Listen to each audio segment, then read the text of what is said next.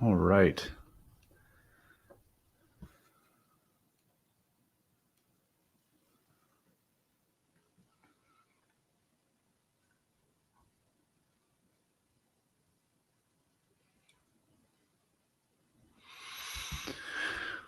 Well, welcome in everybody. I'm going to wait just a couple of minutes to get started with our live stream this morning because I want to give a chance for people to join in on the live stream. We've got a few people here, but we'll wait until more are starting to log in. We're going to do some really exciting things this morning. I'm super excited about it. Sort of a new new format that we're going to try out. In the meantime, as you're coming in, I would love to hear where you're coming from. So go ahead and put your location if you're open to sharing it into the chat box. I'd love to see like what city, state, country you're all coming from.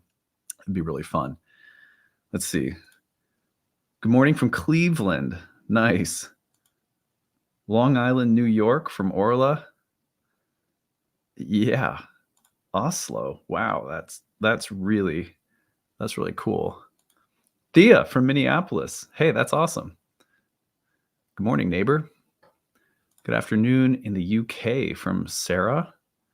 Amazing. We've got from Maryland, Vancouver, Cape Town. Oh my gosh, that's so cool. Pine River from Connie. That's amazing. That's so cool. Salem, Utah. Cottonwood, Arizona. Amsterdam. Awesome. Really, really cool. So we're going to do some things that I've never done before on a live stream, and I'll tell you about those in a minute. But I want to, like I said, I just want to give everyone a chance to kind of gather now that the stream is live. People get notifications that the stream goes live, and then sometimes, we just give a minute for people to be able to log in. Once I see it's around 100 people in the live stream, then we'll officially get going. Santiago, Chile. That's amazing. Wow, from Sudan. that's so cool. And from Oregon. And wow, from Germany. Whitney from Missouri. Tara from Virginia. In the Middle East. Wow, this is amazing. Oh, wow, look at this one. From Copenhagen. I love that. That's so cool. Yeah, I love seeing where you guys are coming from. It makes me feel, I don't know, it's sort of surreal to think that there are people all around the world that somehow have access to this channel. Like it's still, it still sort of blows my mind. All right, let's see. Chattanooga, Tennessee. New Zealand, nice. I love it. That's fantastic. Wow. Okay. I'm looking through. I've missed some, but wow, you guys are really coming from everywhere. This is really, really cool. All righty.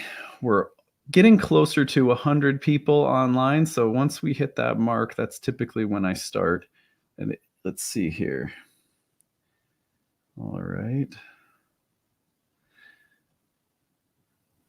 Yeah. All righty. So I'll tell you a little bit about what we're going to do today. I'll be doing a combination of things. We're going to do some Q&A. So if you have questions about anything pertaining to astrology in general, we can use this as a chance for you guys to ask questions. So I'll just take a general Q&A as we go. I'm also going to do a few birth chart readings. And then the exciting thing is that I was thinking, it would be really fun. So there's this podcast that I watch, which happens to use the same streaming platform that I use for podcasters. And they have something called Ventline. And it's for fans to call in and discuss their reactions to the professional sports games in Minnesota that, we all suffer through. And to share like what they're excited about or whatever's on their mind. So I am actually going to give you guys an email address in a little bit. And if you would like to join the show and come on with me live to talk about your biggest transit of the past year, the only requirement is that you have an actual transit to talk about. So what I'm going to have you do is I'm going to see people in the email. When you email in saying you'd like to join the live show today, you just need to mention in the email which particular transit was your biggest of 2023. That way I know that you have something astrological to talk about. Because as much as I'd love to have people come on and discuss astrology, if people don't have something solid to talk about, I have learned over time that that can lead us into, let's call it a Neptune wormhole. So that'll be that'll be our only guideline if you want to come and join the show today. But I was like, hey, you know what? I've never had people come on live and join the show, so why not do it? Okay, well, we are at 100 people now, so I'm going to start our intro, and we will count down and begin.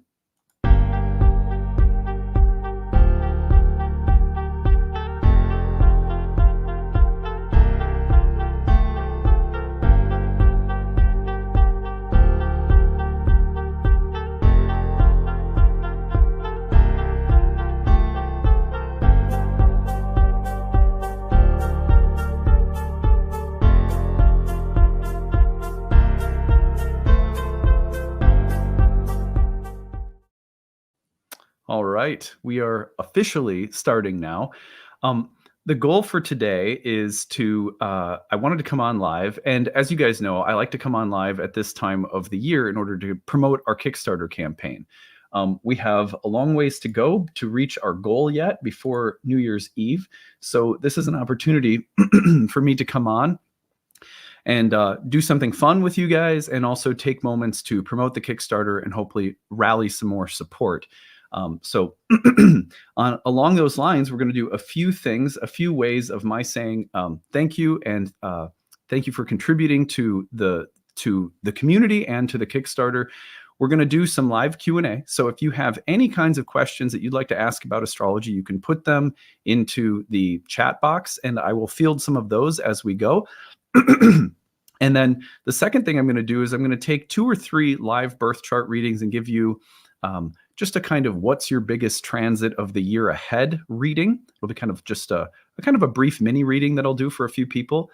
And then I also want to invite some people to come on in the studio with me and hop on and tell us what your biggest transit of 2023 was. I'm calling it the 2023 vent line. So if you would like to join me in the studio, here is the email address that I want you to use. And when you email, I want you to give me your name and then also tell me what specific transit in your natal chart, or which transit of the year that we worked with. Maybe it was an eclipse or something else. Maybe it was Saturn going into Pisces, or any transit of 2023 that was your most memorable. Could be a funny story that you have to share. It could be something that was more challenging that you had to work through. And when you come on, I'm gonna be limiting the amount of time that I let people speak and share their stories to under 2 minutes, right? So don't be offended if I cut you off and I'm like, thank you so much, we've got to go on to the next person, because I want to keep this fluid and not like have anyone sort of hogging the mic, so to speak. So come on, tell me a 2-minute story about your biggest transit of the year. If you would like to join me live on air, use the email address grabbed@nightlightastrology.com. Email that address right now. Tell me your name. Tell me the biggest transit of the year you want to talk about. Share. You have a good story to share. This is like a live grabbed episode. And I will be looking at those emails and pulling some people on with me as we go. So let me just make sure I'm moving my email so that I can see it. In the meantime, I want to take you guys over to the Kickstarter campaign and show you where we are heading. So, as you guys know, the last 40 days of the calendar year, I fundraise on the channel and try to rally the support of a certain number of backers, and we have a certain base financial goal that will make sure that we sort of keep the lights on and keep the staff paid and so forth. I created the Kickstarter specifically because I wanted to avoid paywalls and subscriptions, and it seemed to me like a really interesting way to try to earn part of my living as a daily content creator. The truth is that I spend 3 to 4 hours every single day, 5 days a week, year round, in the process of creating content. And so I want the content to be free and accessible to people. I believe that the content, because it is of spiritual value, no one should be priced out, right, of receiving this regular content that I make year round. At the same time, people like me need to earn a living, obviously, and there's actually a whole staff of people that support me in making sure that I can do this, in addition to all of the other things that I have to do, like running the school and seeing clients and stuff like that, having a family. So the Kickstarter was designed as a way to make, even if a small portion of the audience pitches in and supports the channel and the content that we create and me and my staff, then the whole thing works. And the astrology can be free and accessible, no subscriptions or paywalls. And we end up doing well and meeting our goals as a company. So that's why we do the Kickstarter. If you haven't pitched in yet, please consider it. I just put the link into the stream. You can also go over to nightlightastrology.com. And what I'll do is I'll just put this, I'll bring it up right now so you guys can see it. And you'll see 2024 Kickstarter on the right-hand side. If for some reason you don't see it, just click on the menu tab and it'll show it there as well. Click on the 2024 Kickstarter and it'll take you over. Otherwise, you can find the link in the chat box and I'll put it in again. Right now, as of the time that I'm doing this, we are at 481 backers. Let's just use our little calculator. 1,777 is our goal, which is one backer better than we did last year. And right now, with 19 days to go, we still have the need of 1,296 people to support us. To be completely honest with you guys, last year at this time, we were almost 2 times ahead of what we are now.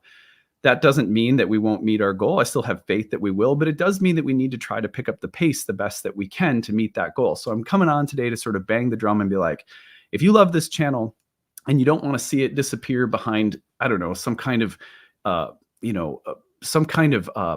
tiered subscription. I hate that kind of stuff. This is, I think, an alternative model that allows something like the content that we make year round to be distributed freely, and for us and my team to also be compensated for the seriously insane level of work that we do year round. After I get done with 3 to 4 hours of content every day, it's handed over to a team and they have to then polish it and put it out. And that whole process is a lot. So content creators deserve to be supported for what they do. And we are supported, and lots of people have different models for doing it. And this is our model. In addition to the support that we get through the Kickstarter, whatever we reach that goes beyond our base funding goal, which takes care of the very basic needs of me and the staff, and so on and so forth. We take a certain amount that we're going to have to pay for taxes. There's a certain amount that comes out in fees. What do we need to pay our staff? And then a very kind of minimum level of compensation for myself. Anything that goes above that goal, we start working into projects that we have for the year ahead. For example, in the year ahead, our biggest goal is to create an affordable reading service for people, so that readings are not for only one income bracket. And this will be also a chance for students in our programs to get experience and to get paid getting experience, which is incredibly rare in the astrological industry. So these are worthy projects, I think, that make the Kickstarter worth supporting beyond just, if you like the content and value it, please support it. It's also, hey, I'm helping build a community that is making astrology super accessible and that's making it available to people of all income brackets. Because frankly, it's a sad thing, but like, astrologers have to earn a living. Most really good astrologers have to set price points and they'll have waiting lists and so forth. And yet there are so many astrologers who are very talented, whose names are not known, who need experience, who need to get experience getting paid, and yet they aren't ready to set like industry standard professional rates. That's a weird place, because there's not really a place in the market that supports astrologers. Astrologers are like mavericks. They have to do everything themselves. So the reason I'm setting this up is to support the astrological development in the industry of young professionals, or let's say not young in age, but young in their careers, who are needing experience and need to have the experience of their work being valued and need to get valuable experience reading charts. So these are the kinds of things we build with the success of the Kickstarter. I believe in it very deeply, and I believe that we can still meet our goal, but boy, do we need to kick up the level of intensity in terms of the support. Right now, for example, at this time last year, we had almost 300 more backers than we do right now. And I know things are really slow, Every donation helps. $5 helps. $1 helps. $10 helps. And of course, for people who have a little bit more, we have tons of different rewards available. We have all of our classes online that are on sale, like our Roots and Spheres program. Join our Moon Circle, get a couple $100 off, a very affordable course that puts you in community with others to study and work through the moon cycles of 2024. Our masterclass series is fantastic. Our Archive 2023 masterclass series was awesome. Our year 1, year 2, year 3 programs are a tremendous way to study astrology and learn in community with people. They are 50% off or up to 75% off when you bundle programs together. They don't expire, so you can use them whenever you want and work through the different programs we have at your own pace. They're all online, or you can join live. So there's a lot of flexibility built in that allows you guys to take advantage of all of this. Anyway, so you can see here that we're still in need of 1,296 backers. We have 19 days left to go. So again, I'm just coming on today to sort of level with everyone as to where we're at, let you guys know that we're sort of behind where we hoped to be and where we really need to be to meet our goals. But I still think we can do it. I have faith. And I'm also accepting, like, if the universe is like, you're not going to do as well this year, you're going to regress, or you're not going to have the same support, fine, we'll work with it. We will, where there's a will, there's a way. And I've always believed in this model deeply. And so whatever the results are, we'll work with those results to do the best we can to keep creating the best and most valuable content and the coolest resources for students of astrology. So anyway, that being said, thank you guys for letting me talk about the Kickstarter. I really appreciate it. And I appreciate you listening to my daily intros where I take time to tell you about myself and the work that we do. It matters a lot because we literally can't do it without the support of everyone at this time of year. So on that note, what I'd like to do today to say thank you to all of you for all of your support and just being a fantastic community is to answer some of the questions that you have, and also to then do some live readings and to welcome some people onto the show with me.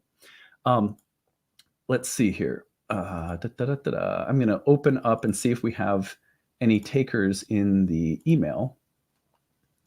Yes. Okay, let's see here. You guys have some really interesting. Okay, I'm going to be inviting some people onto the show.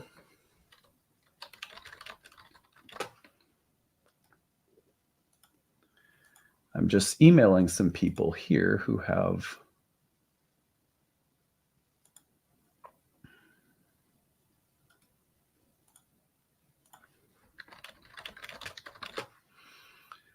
All right, so I've sent invites to a few of you who wanted to appear on the show. If you would like to come on the show, here's what you need to do.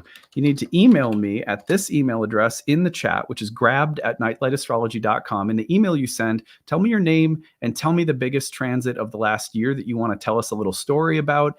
And know that we're going to have you on very briefly for only a couple of minutes to share that story, and then we will be moving on to other people. But if you'd like to share something, send us an email, grabbed@nightlightastrology.com, and we will welcome you on the show. Make sure you have a webcam and microphone set up to be used. Okay. So I'm going to take a look at some of your questions now. Debbie so nicely recommends our courses. Thank you, Debbie. We really appreciate that. Let's see. How do we do rectification to find the time of birth? That is a great question. Let me just, I've got one more person. I'm going to send a little invite to join.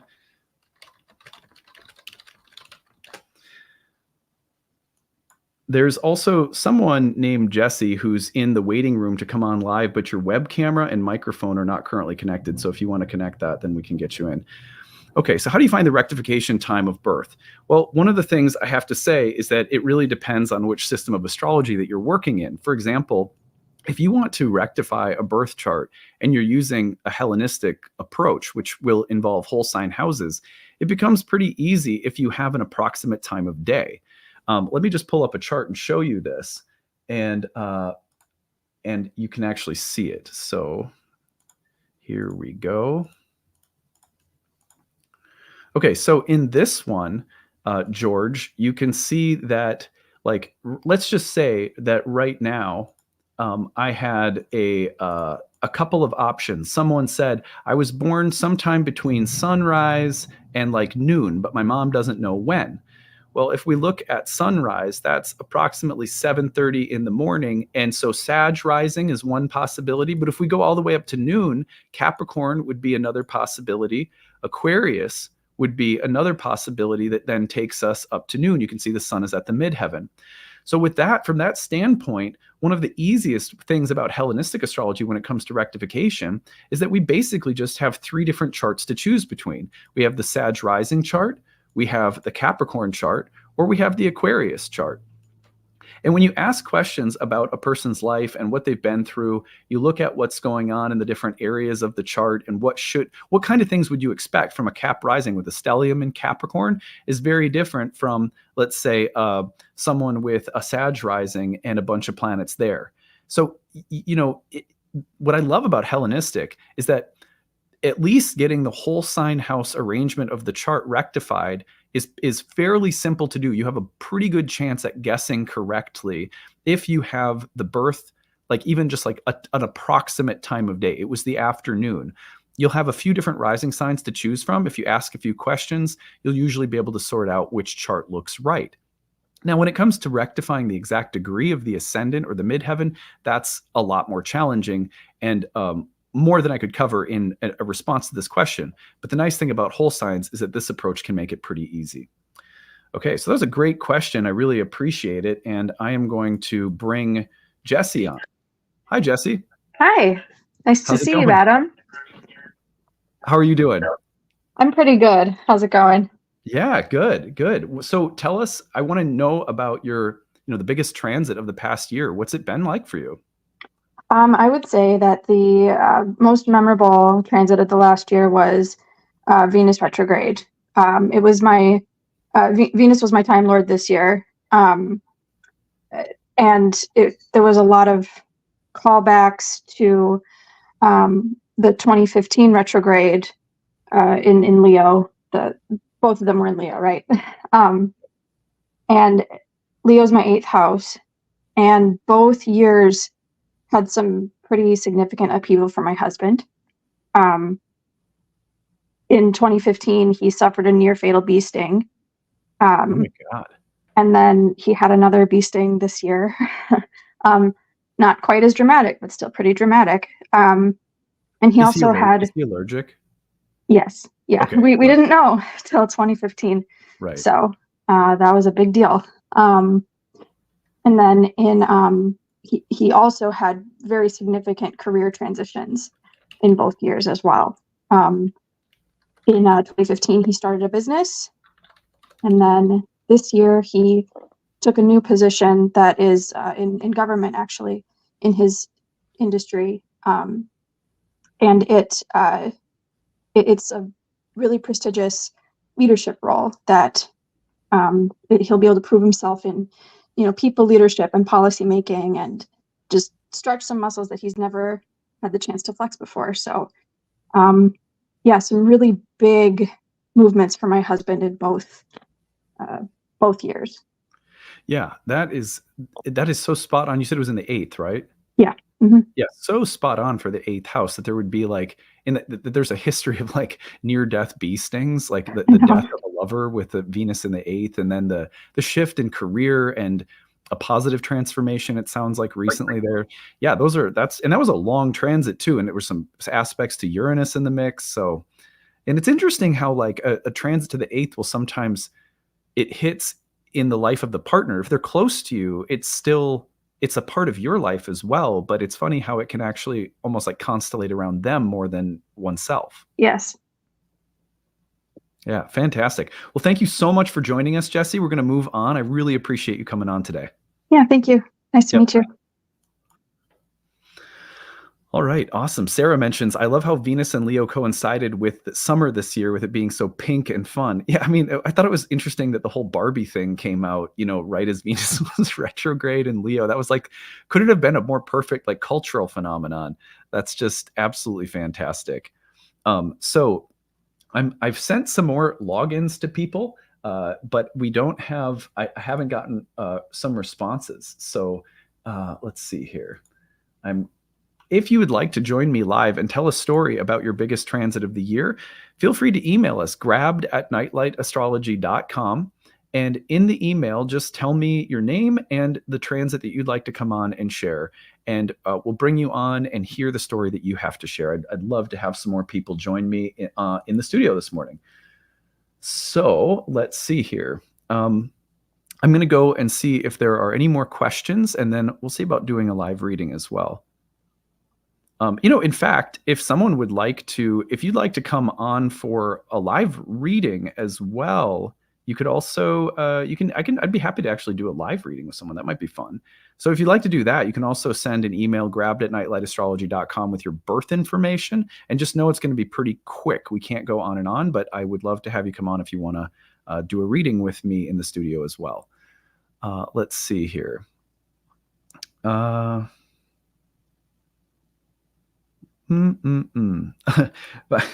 Violence's Life says I'm too shy. That's fine. I know what it's like. Let's see here. Okay, we have someone else who.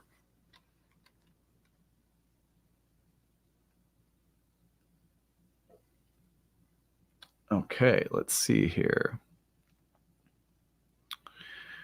Questions that you guys have about astrology. There's a bunch that were entered. Let me go up and.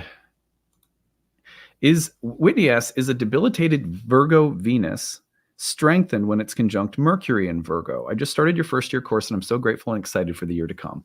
Well, thanks, Whitney. We really appreciate you being in the class. I hope you're enjoying it. And yeah, let's take a look at that. So yes, in short, Venus in Virgo there's nothing bad about Venus in Virgo, but there's a kind of archetypal tension that's present for Venus in Virgo that you need to be familiar with, which is why it was given the status of being in its depression.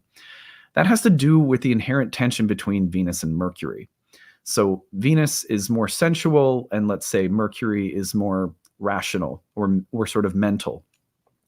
There's not one that's better than the other. And ideally, all of the mind-body stuff that so many people in an audience like this are interested in have to do with the meaningful joining of mind and body.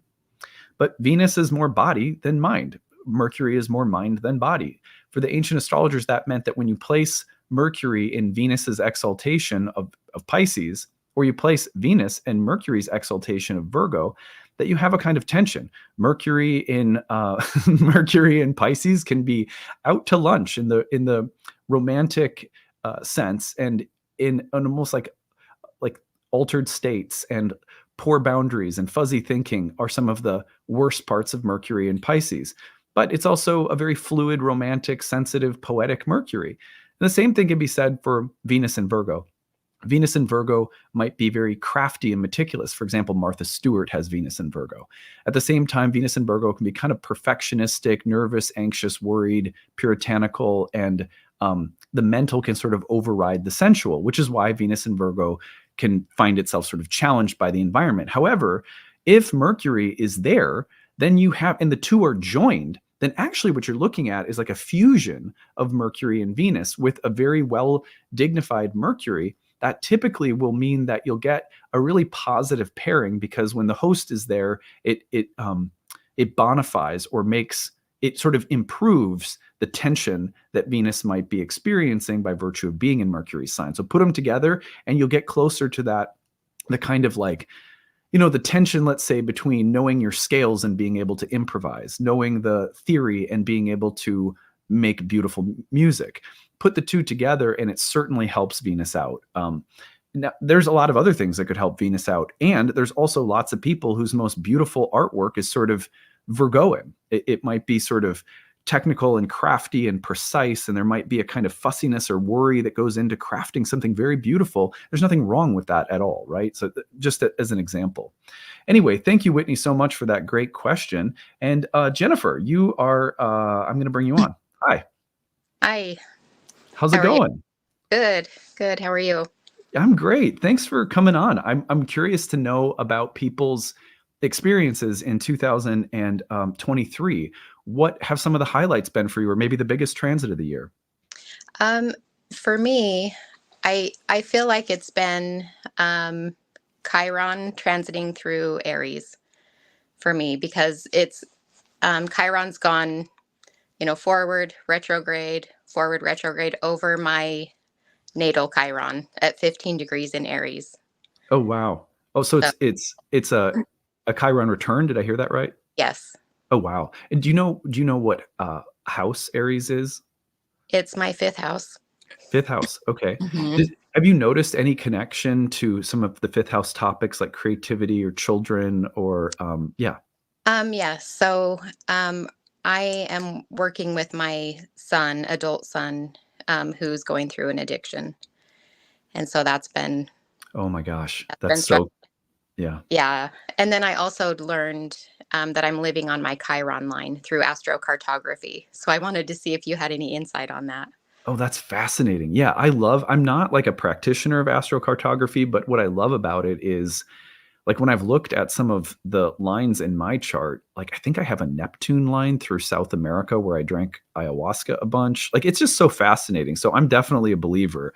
Yeah. And I've had some speakers like come to the school and teach on it before, which has been pretty cool. So I think there's definitely a magic in astrocartography.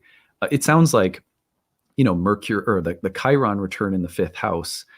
It's funny because there's what I find is that Chiron brings up some of the wounded areas in our lives, which sometimes it has to do with our own internal wounding, but other times it can also bring up people in the constellations that we're a part of that are wounded.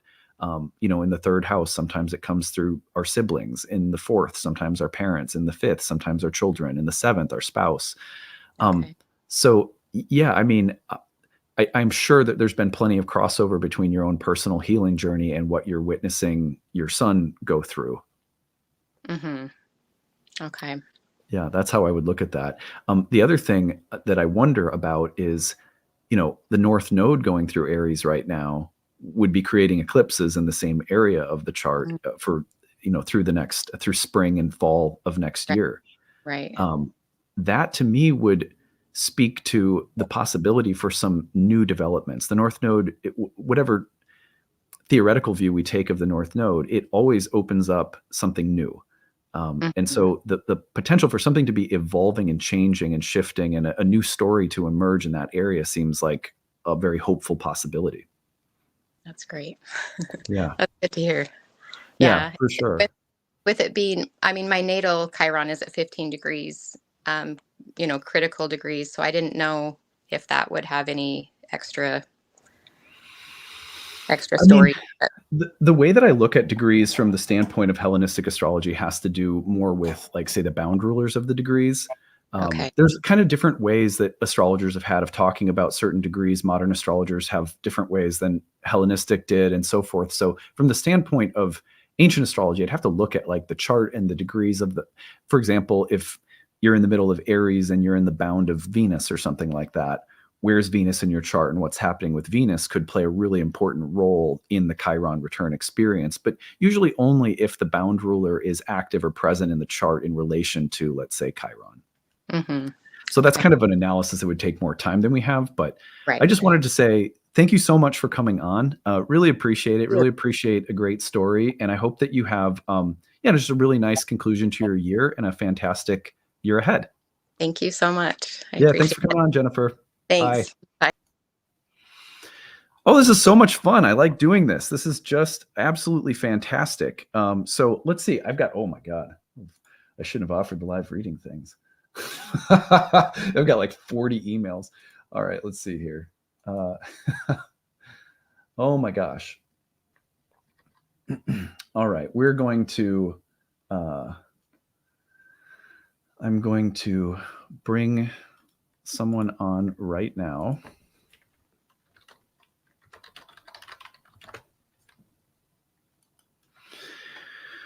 All right. Let's see here. I'm going through. Stephanie wanted to say something. She said, wow, you look great for Chiron return capable age. Here's to newfound ease in your Chironic healing journey. That's a really sweet comment. Thanks, Stephanie. I'm sure she appreciates that. Yeah. And Whitney, speaking back to the Venus and Virgo comment, says, mental overriding sensual is right on point. I do appreciate the insight. I'm enjoying the course. highly recommend to anyone who's interested. Thank you, Whitney. Appreciate that. Okay, awesome. So I've got a few people who are so your student. Astral Omen says student from last year. Nice to see you. I remember your face from class for sure. And thank you for recommending the courses. Let's see here. We're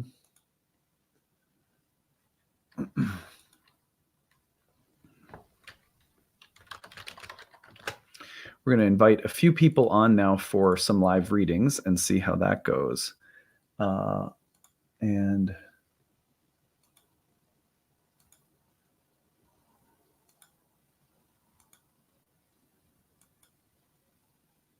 remember, if you send in your name, make sure you put your birth data if you want to do a live reading in the email. Otherwise, if you're going to share a story from the past year, then please make sure that you share the transit of the year that you have a story you'd like to share about. And that is, remember, the email address is grabbed@nightlightastrology.com. So that's how you email me the transit you'd like to share a story about or your birth data for a live reading. And we're going to bring some people on again shortly. Elma Muna. Okay, there we go. Is Pluto leaving the 12th house that contains the moon and other planets, signifying or would be an omen for a period of mental health issues? Well, if it's leaving the 12th house and moving into the first house, then I would think of a shift from Pluto working in a space that is often more unconscious and into a space that's more conscious, which I would think as probably indicating improvements. That doesn't mean that you're not still going to be working with Pluto and that Pluto won't still provide you with some challenges, but moving out of the 12th and into the first is moving from a space that is sort of harder to see into a space that is seeking incorporation and integration into your conscious sense of self. And so that movement for a lot of people will be more positive or constructive, even if it still requires a kind of death and rebirth of your sense of identity. So on that note, let's bring Melanie in. Hi, Melanie. Hello. How's it going? Are you safe? Good. Yes, I'm actually pulling over right now. Didn't expect it. So. Okay, good. No, I mean, just wanted to make sure that you have all eyes on the road. Off the road now.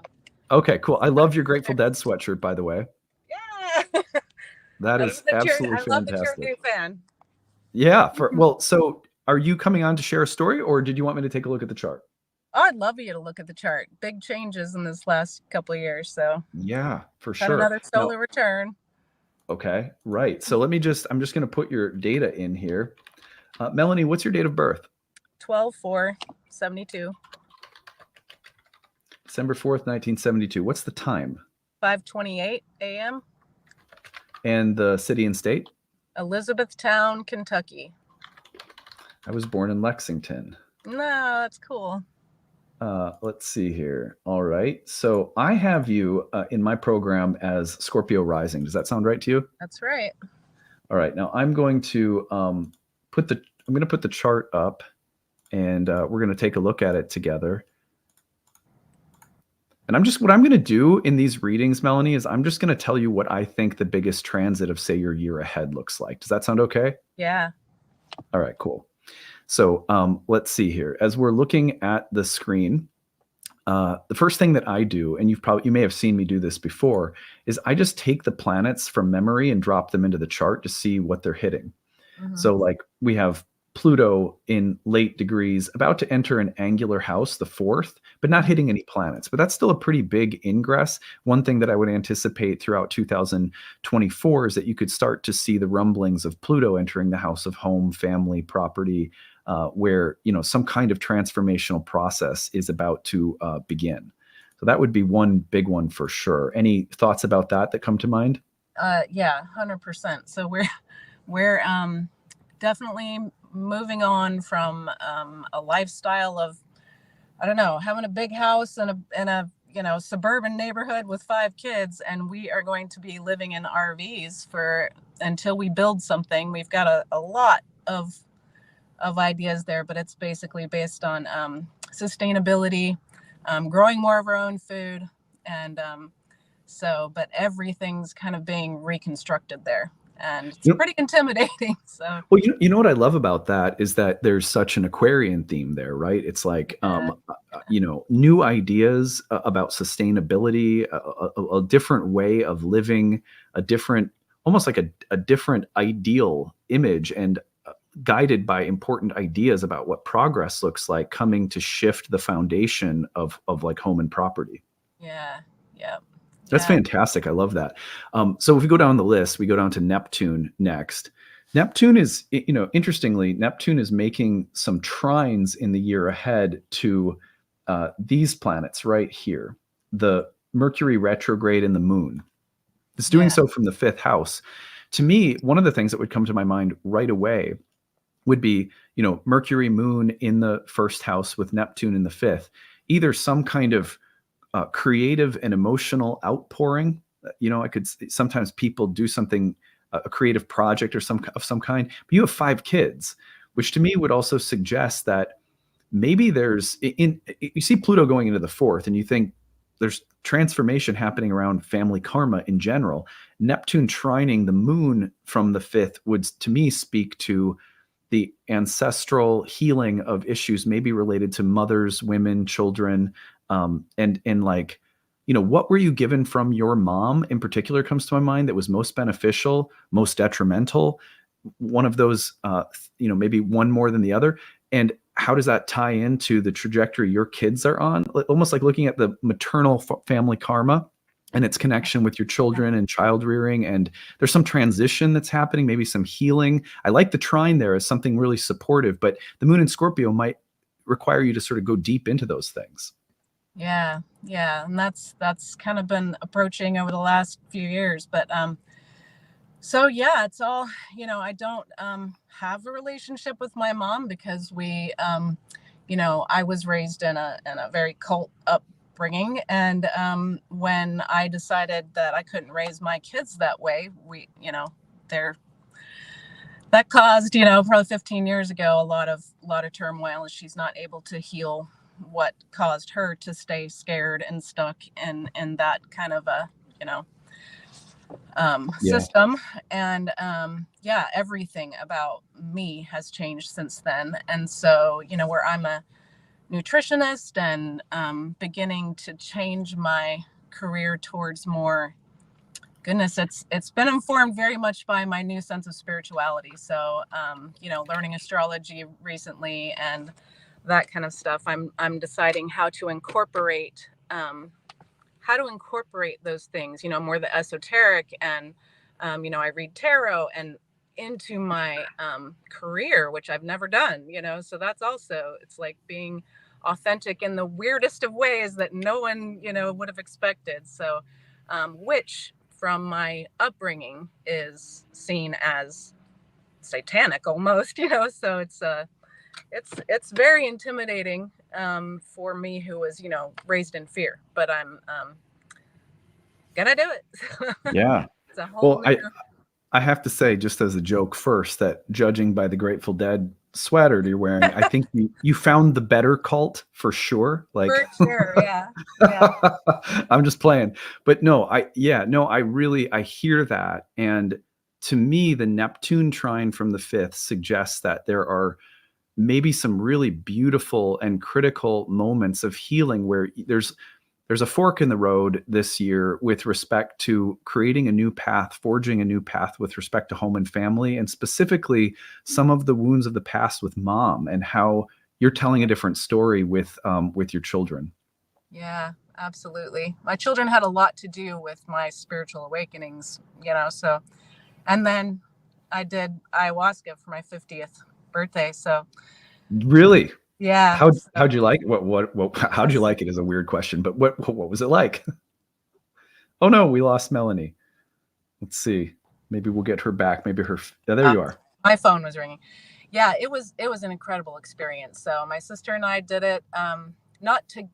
She was there, but we did separate sessions. But yeah, we had this experience together, and it was profound. It was I got a lot of information.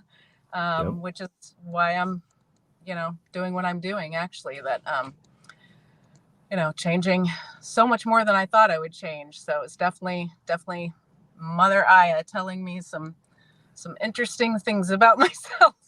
Beautiful, beautiful. The other thing that's coming is Uranus in the next year or two is making the opposition to Mercury and the moon. Remember, the moon does rule your ninth house, which is the place of our higher wisdom, like our spiritual compass is sort of like in the ninth house.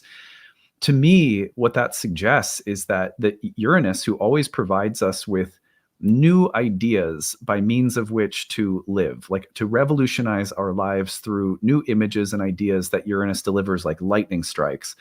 And when that hits the moon, which is the ninth house ruler, while Neptune is also in the process of trining the moon, it just suggests to me that like you're about to leave behind some of the woundedness of the past with respect to the family conditioning that you were brought up in.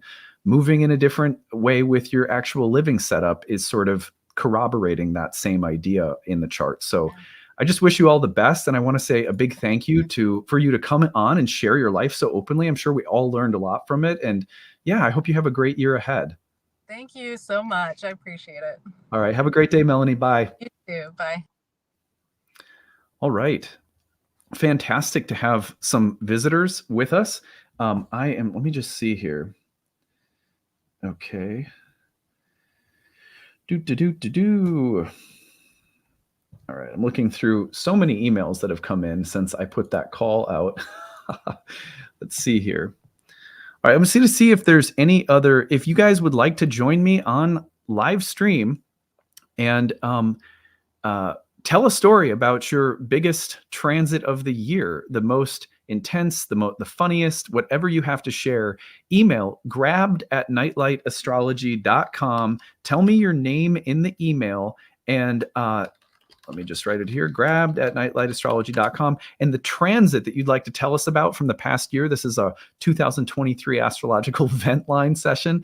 And if you'd like to have a reading live online, you can email the same address and just put your birth information into the email with your name. Let's see here. We've got a bunch of people.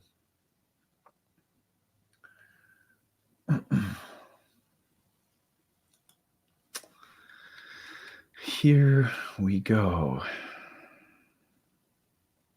All right. A lot of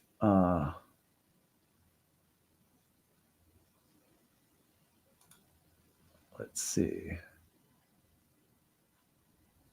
All right. I have a couple of people who I've sent. By the way, check your email in response. Make sure you check your email and maybe your spam or trash folder, because I have emailed several people to join who have not responded. So just so you know. Let's see here.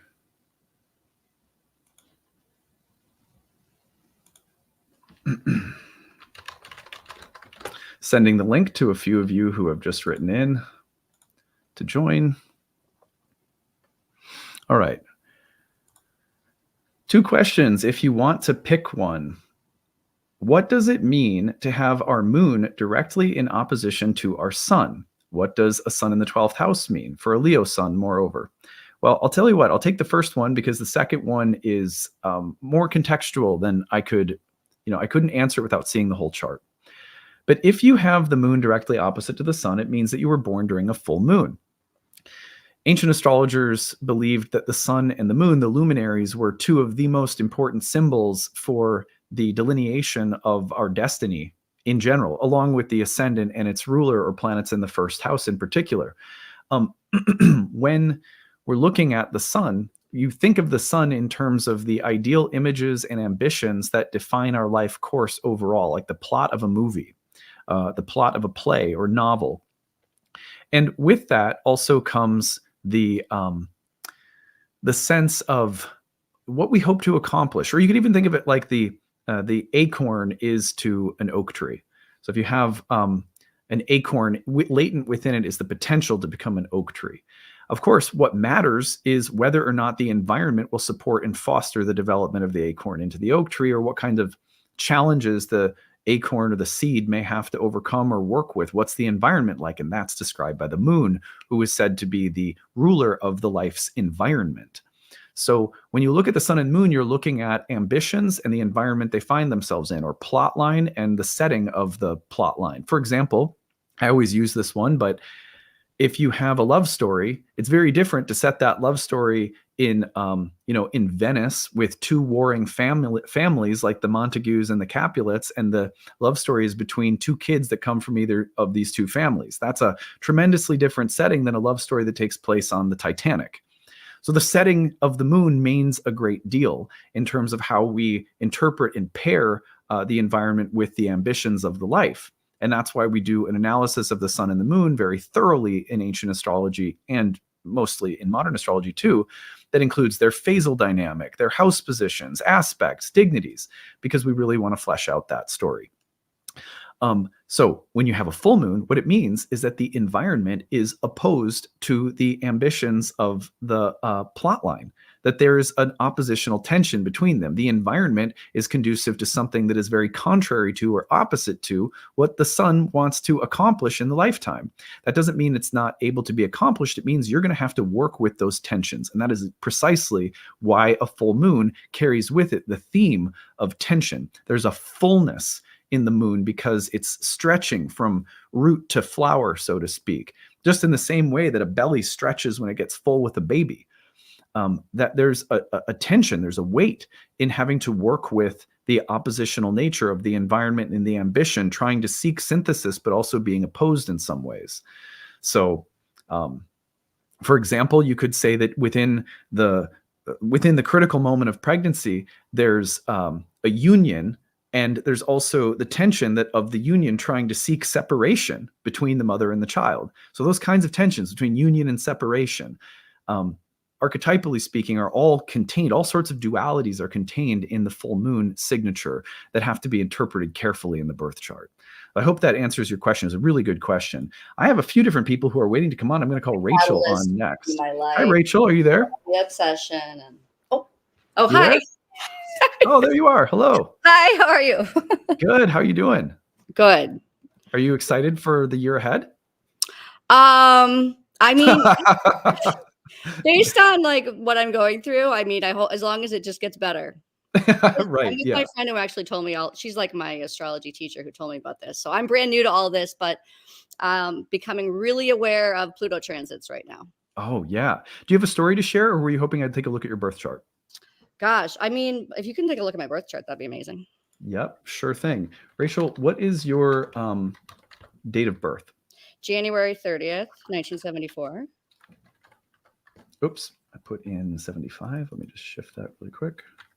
The time of birth. 5:07 p.m. And the location. Minneapolis. Oh, are you still here? Yep. Nice, we're neighbors. That's cool. Okay, so I have you as a Cancer rising. Can your astrological friend confirm that that's your chart? Does she know it? Yes. Yes, she does know it. Yeah. Okay, good. Then we're all set. Let me put it up on the screen. And hold on just 1 second. All right. Tell me if you can see your chart on the screen. Can you see it?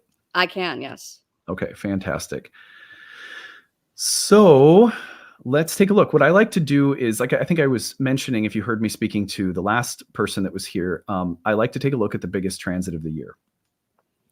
And sometimes there's a few to choose between, but in your chart, the thing that comes to my mind right away is you were born with Venus retrograde in the 7th house of marriage and relationships, and Pluto is going over it like as we speak. And I assume that might be the Pluto transit that you said you've become familiar with. Yeah. Yeah, and Pluto's going to move off from that Venus for a good while this year. But then between September and late November, Pluto will come back and just sit down and station on Venus, which means you're reaching sort of like the grand finale of what has probably been a long and somewhat arduous process of Pluto on your natal Venus. And that's going to culminate at the end of this year, of 2024. At the end of 2024, so a whole year from now. Yeah, between now and late January, Pluto is moving over Venus, and so there'll be some intensification of that, and I'll explain what that means in a second. But then toward the end of the year, September to November, it comes back one last time, and that's sort of the final hurrah of a process that's been a couple years in the making. So generally speaking, what that means is we're talking about Venus, the goddess of love and relationships, and we're placing it in the 7th house, which is the house of marriage. We're also placing it really near a critical degree in the house of marriage that is called the descendant. I'm going to plop it in right there so you can see it. Can you see that little DS? Yep. So that's the western horizon where planets set. When you were born, Venus was transitioning into her morning star phase, but she was still invisible. This is why we call Venus retrograde. And so you had Venus retrograde in this chart sitting on the degree of the western horizon, which is the place where planets set. Like that's where the sun sets every day. So what that means is that at some point in your life, there is likely to be a kind of an experience of death and rebirth relative to love and relationships that's quite pronounced. And that can mean that a marriage or a relationship goes through a death, like a divorce. It can also mean that, let's say that you have to go to counseling, you have to work something out. A partner maybe has to go to rehab. It can mean a lot of different things that don't necessarily lead to a marriage or relationship dissolving or ending, but require some kind of deep resetting. Any of those would be possibilities, but it's real. Pluto is like the death card in tarot, which is not always a literal death, but often a metaphorical death where something just can't go on being the same way that it has been. It has to change. Venus in the sign of Capricorn is really interesting because Venus in Capricorn is it's in a sign that's ruled by Saturn. And Saturn is, among other things, like the cross that we carry in life. There are different stretches of the journey of life where we carry heavy things. And those things, if we carry them with some nobility and dignity, and we carry them with a sense of like, this is a lesson I'm here to learn, this is something difficult I'm here to carry, it makes us wiser. And it often it grants us a wisdom in many other areas of our life when we carry some hard things at certain times. Venus in the sign of Saturn indicates that there will be some hard things to carry in love. Sometimes that hard thing is loneliness, and Pluto will come across a Venus and transform it in terms of bringing a new partnership in where you've carried the weight of loneliness for a while. Sometimes Venus getting a transit from Pluto will mean, hey, I've been a single mom for 15 years and I'm meeting someone again. So it doesn't have to be a negative thing, but it is a kind of very deep and complete transformation related to hard things that we carry in love. And also with Venus, the topic of like women, friends, sisters, daughters, and transformations happening in the lives of those people that we know that are represented by Venus. And usually, again, that's going to be like friends, which Venus rules, daughters, which Venus rules, sisters, which Venus rules, or something regarding the feminine and women. Pluto going across Venus will also bring out the shadows that we have in, say, our attachment styles. Like, am I an anxiously attached kind of person, or am I an avoidant kind of person? And does that need to transform for me to reach into a deeper level of intimacy that I'm craving? Am I ready to grow in love and maybe set down a cross that I've been carrying that's got me mixed up in some defense mechanisms that aren't great for the sake of intimacy? So there's so many different ways that Pluto can work on Venus. Between now and late January, there's this big emphasis on this kind of work. And then again, from like September to November. Okay. Well, it's nice to know that it's going to ease up a little bit later in January. I mean, in general, I wasn't sure if just being born with Venus retrograde, did that mean like I just always have like a block on my heart, or is there some way in which I'm always a little bit screwed when it comes to love?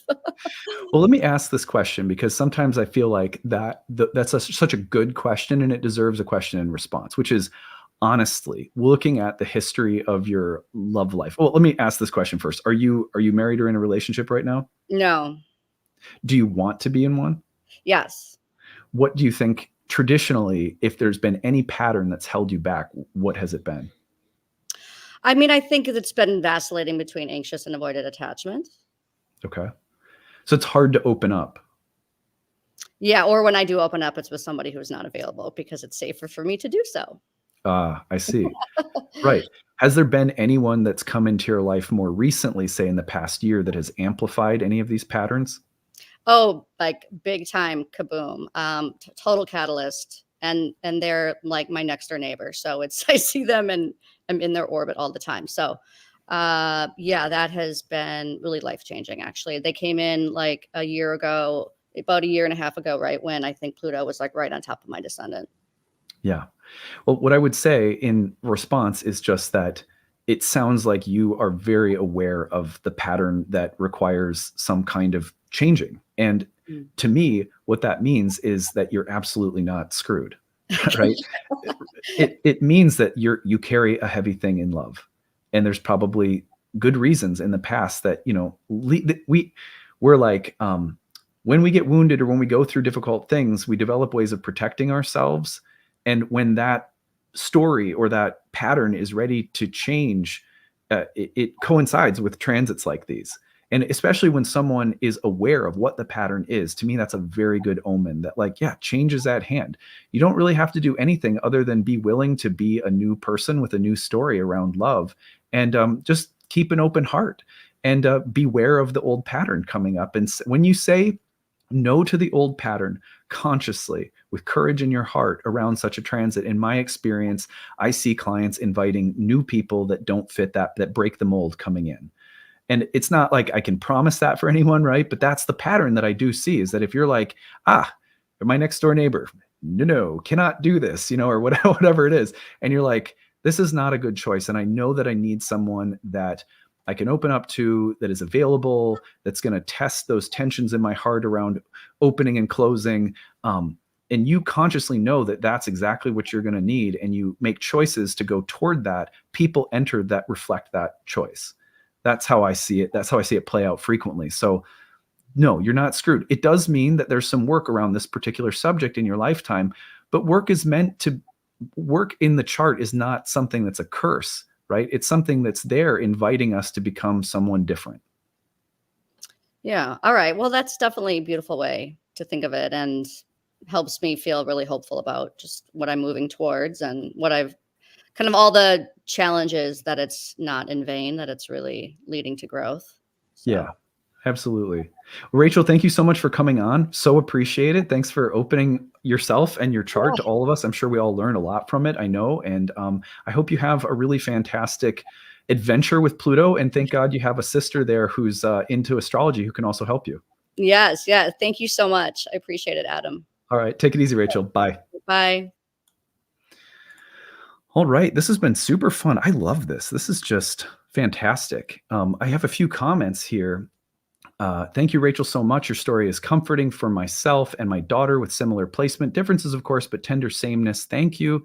And also, Rachel, you're so beautiful, and thank you for being vulnerable with us, truly sending you positive love and light. So lots of people who care about you, Rachel. You take care of yourself. All right, let's keep going. I'm going to invite Susan on. Hi, Susan.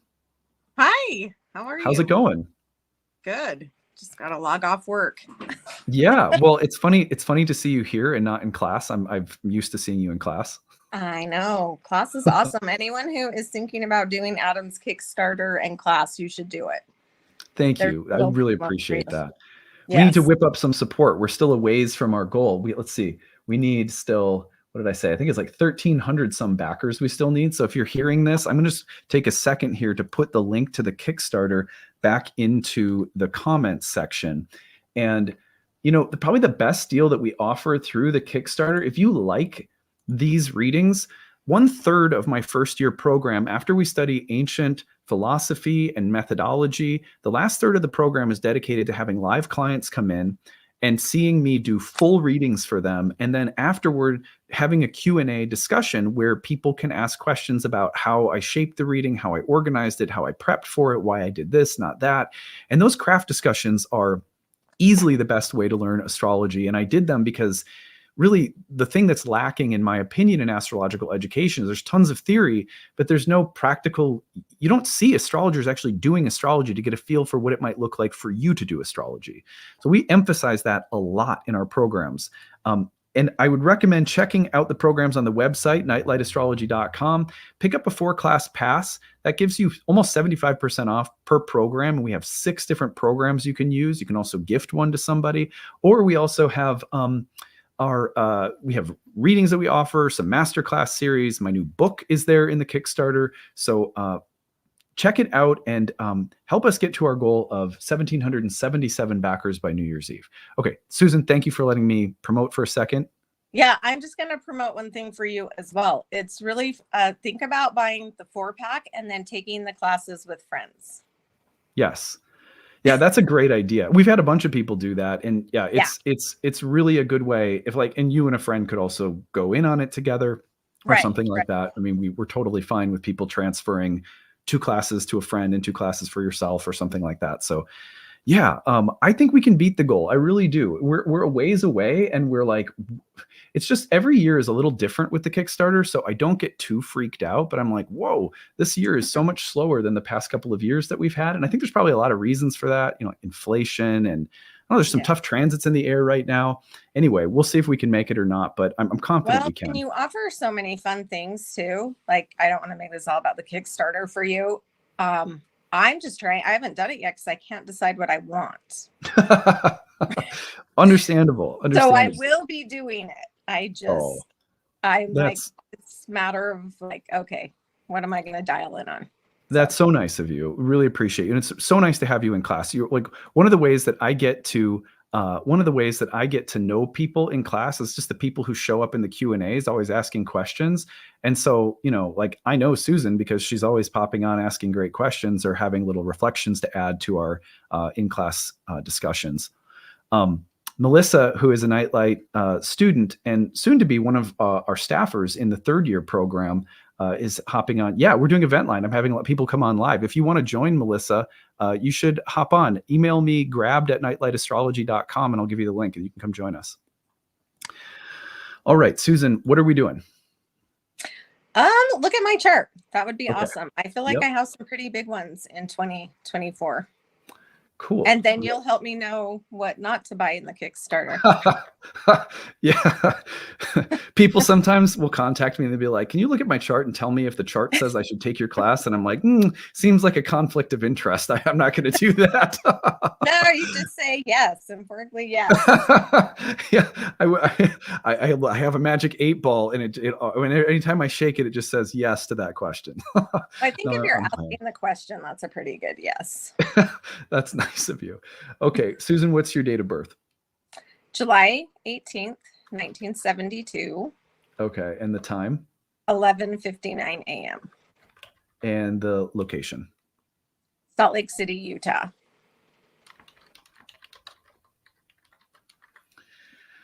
Okay. By the way, I'm trying to get in touch with yes.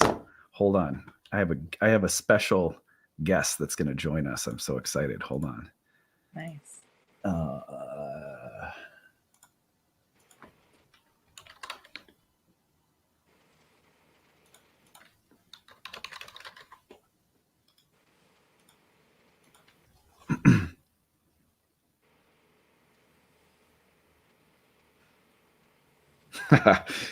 Okay.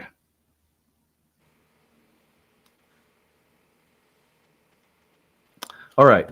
Okay, Susan, let me get your chart up. I have a special guest that's going to pop on in a second. And let me just see if Melissa also sent no, not yet. Okay. All right. No, Melissa. Oh, okay. Sorry. Your kid was up all night dealing with stomach bugs, so I'm not sure if I'm ready for any live talking. That is fine. You duck and cover, lady. You're good. All right. Melissa's another student who's been in like a bunch of our programs and is becoming a tutor in our 3rd year program. Yeah, let's see here. So I'm going to put your chart. Libra rising. Does that sound right? Correct. Okay, here we go. This is like the weirdest multitasking I think I've ever done. Okay. Susan, Libra rising. You have any specific questions, or you want me to just kind of spin the wheel and look at the biggest transit ahead? You can spin the wheel. I think the biggest transit has to do with my question, which is like, I'm just in a different money situation than I've ever been in, and trying to figure out what to do, whether just to push forward with astrology, get a new job. But I have that Pluto squaring my moon in the second house. So I'm sure that's it. Don't know about the Neptune trining my sun, if that will play. Well, the first one I thought of was Pluto squaring your moon for sure. Right. And Let's it's look at opposing my sun in the 10th. So both of those speak to, yeah. I'll stop talking and let you do your thing. No, that's fine. Let's look at that one. So Mindy, by the way, asks if it's more helpful to gather friends and do a higher purchase point, or to have more backers at a lower price point.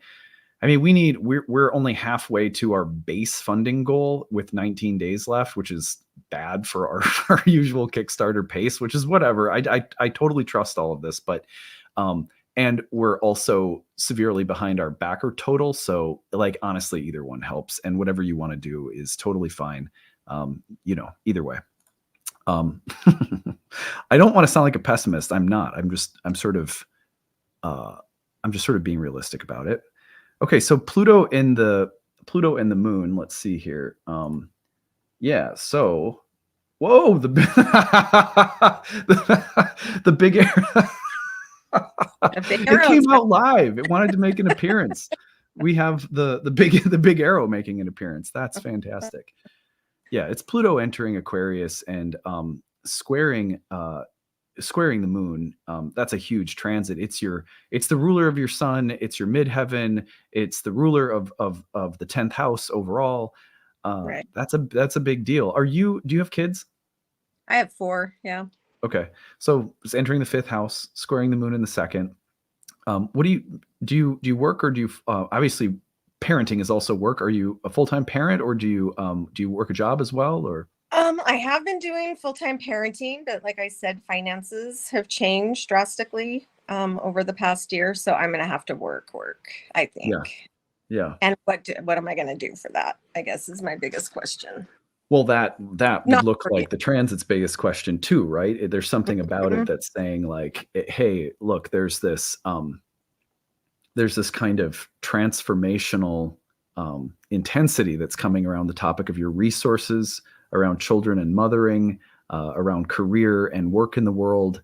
And I would anticipate with the moon in its fall in the 2nd house, there's going to be times where there's a drain on resources. It could be emotional. It could be financial. It could be that at times there's fears or anxieties that have to be faced with respect to resources.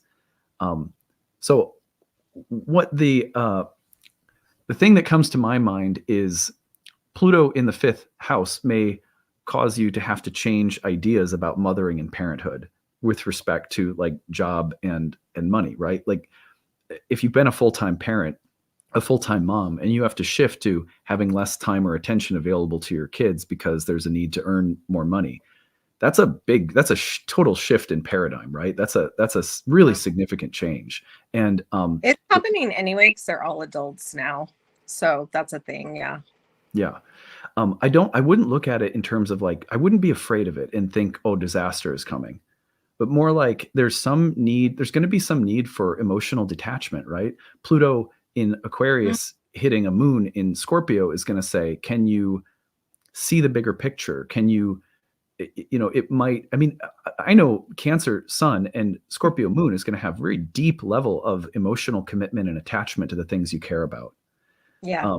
There may be some way in which you're asked to detach a little bit more through Pluto in Aquarius in order to shift philosophies and create more money and stuff like that. But that may also, weirdly, sometimes what Cancers can't imagine is that if I give some of the things that I care for so dearly and hold so closely a little bit of breathing room, that the relationship actually gets better, and that they need a little bit more space to grow and do things that they can't if I don't give it to them. And that can be a kind of Scorpio moon thing too. I don't know. I don't know if that's something that makes sense for you or not. I'm just suggesting it as a possibility.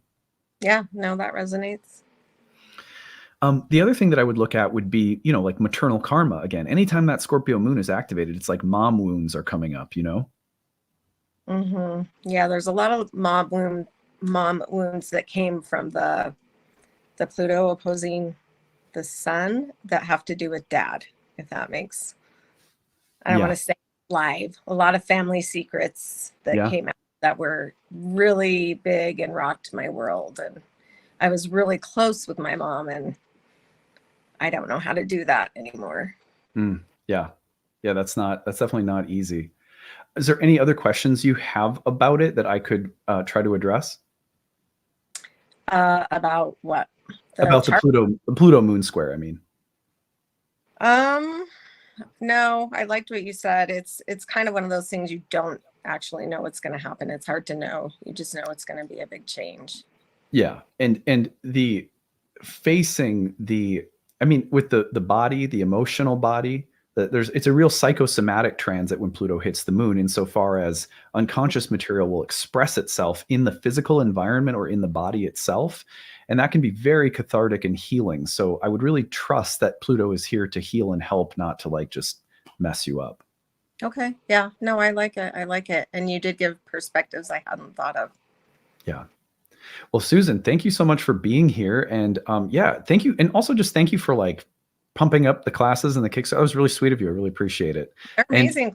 Yeah. And hey, by the way, just so that you know, if finances are tight, when the Kickstarter does well, that's why we can do need-based tuition. So if you need that at all, just make sure you reach out. We'd be happy to make something work for you.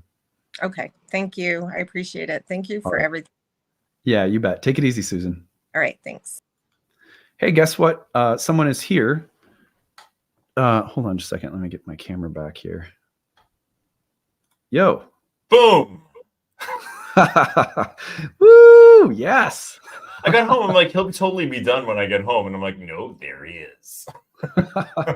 Yeah, I'm so excited to have you here, dude. I just was like, hey, maybe I could get Alex to come on. This would be really fun. So I was teaching yoga and I was getting all cosmic in yoga. I'm like, imagine this infinite line up and this infinite line out. And I'm thinking, why am I talking like this? And I realized Neptune's going to and it's going to be like, you're going to feel like you're up in the universe, but down in the earth. And I never teach like, students like, what are you talking about? It's so funny when you have those meta moments where you're teaching something or you're doing something and all of a sudden you realize like, oh shit, I'm like channeling Neptune right now. Yeah, and I'm not making any fucking sense at all. Yeah. Yeah. How are you? I'm glad awesome. There are so many people here who are like, yay, Alex. I knew everybody. Everyone knew it. I said there was a special guest coming on. Oh my gosh. This is really fun. Hey everybody. Yeah. So we're gonna do you want to bring some people on with me and do a few readings with me? Sure.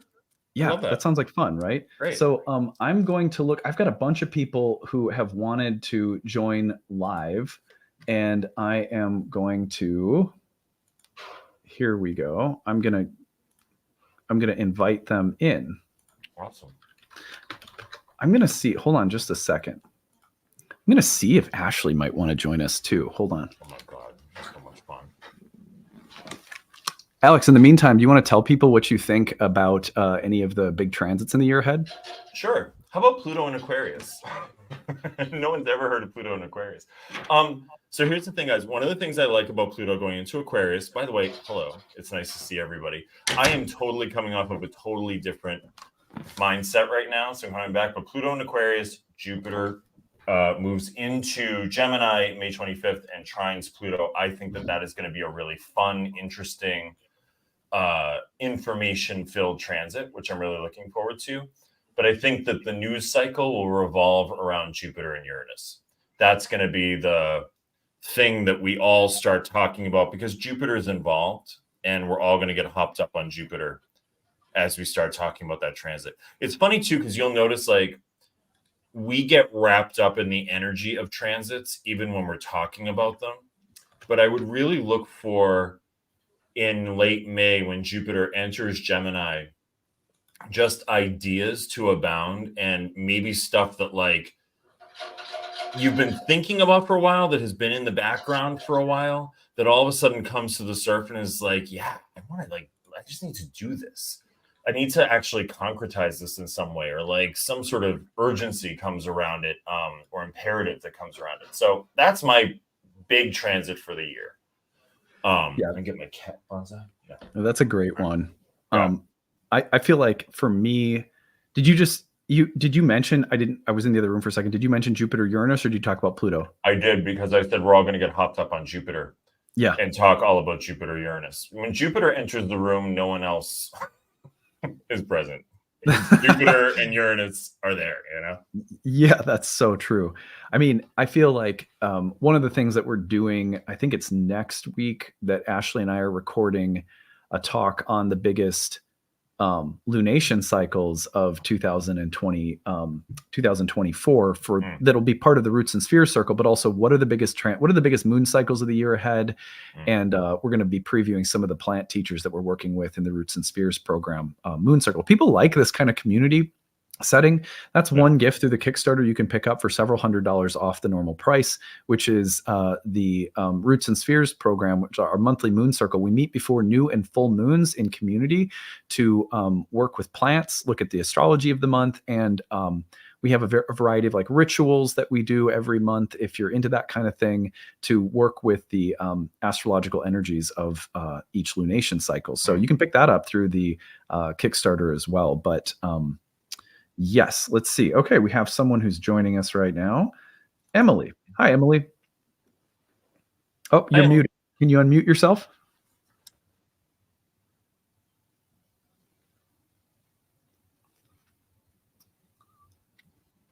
Let's see if she can figure it out.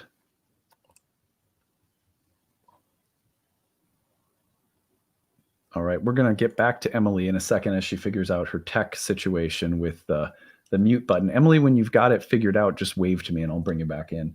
Mercury just turned retrograde. I know, Mercury just turned retrograde, right? Yeah. Oh, here she is. You ready? Yeah, I'm ready. Yay! Oh, yay. Hi, Emily. Hey, thanks for adding me. Yeah, of course. We are, do you know Alex? Have you seen or met Alex on the channel before? Yeah, I've seen you on the videos before. Oh, awesome. Yeah. Hi, Emily. It's nice to meet you. Nice to meet you too. What is your date of birth?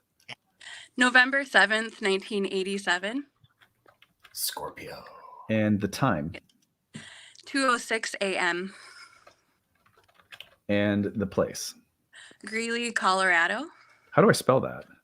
Greeley. And that's Colorado, you said? Yes, sir. I have, it looks like, I want to say Virgo rising. Does that sound correct? That's right, yes. All right, I'm going to put your chart up on the screen.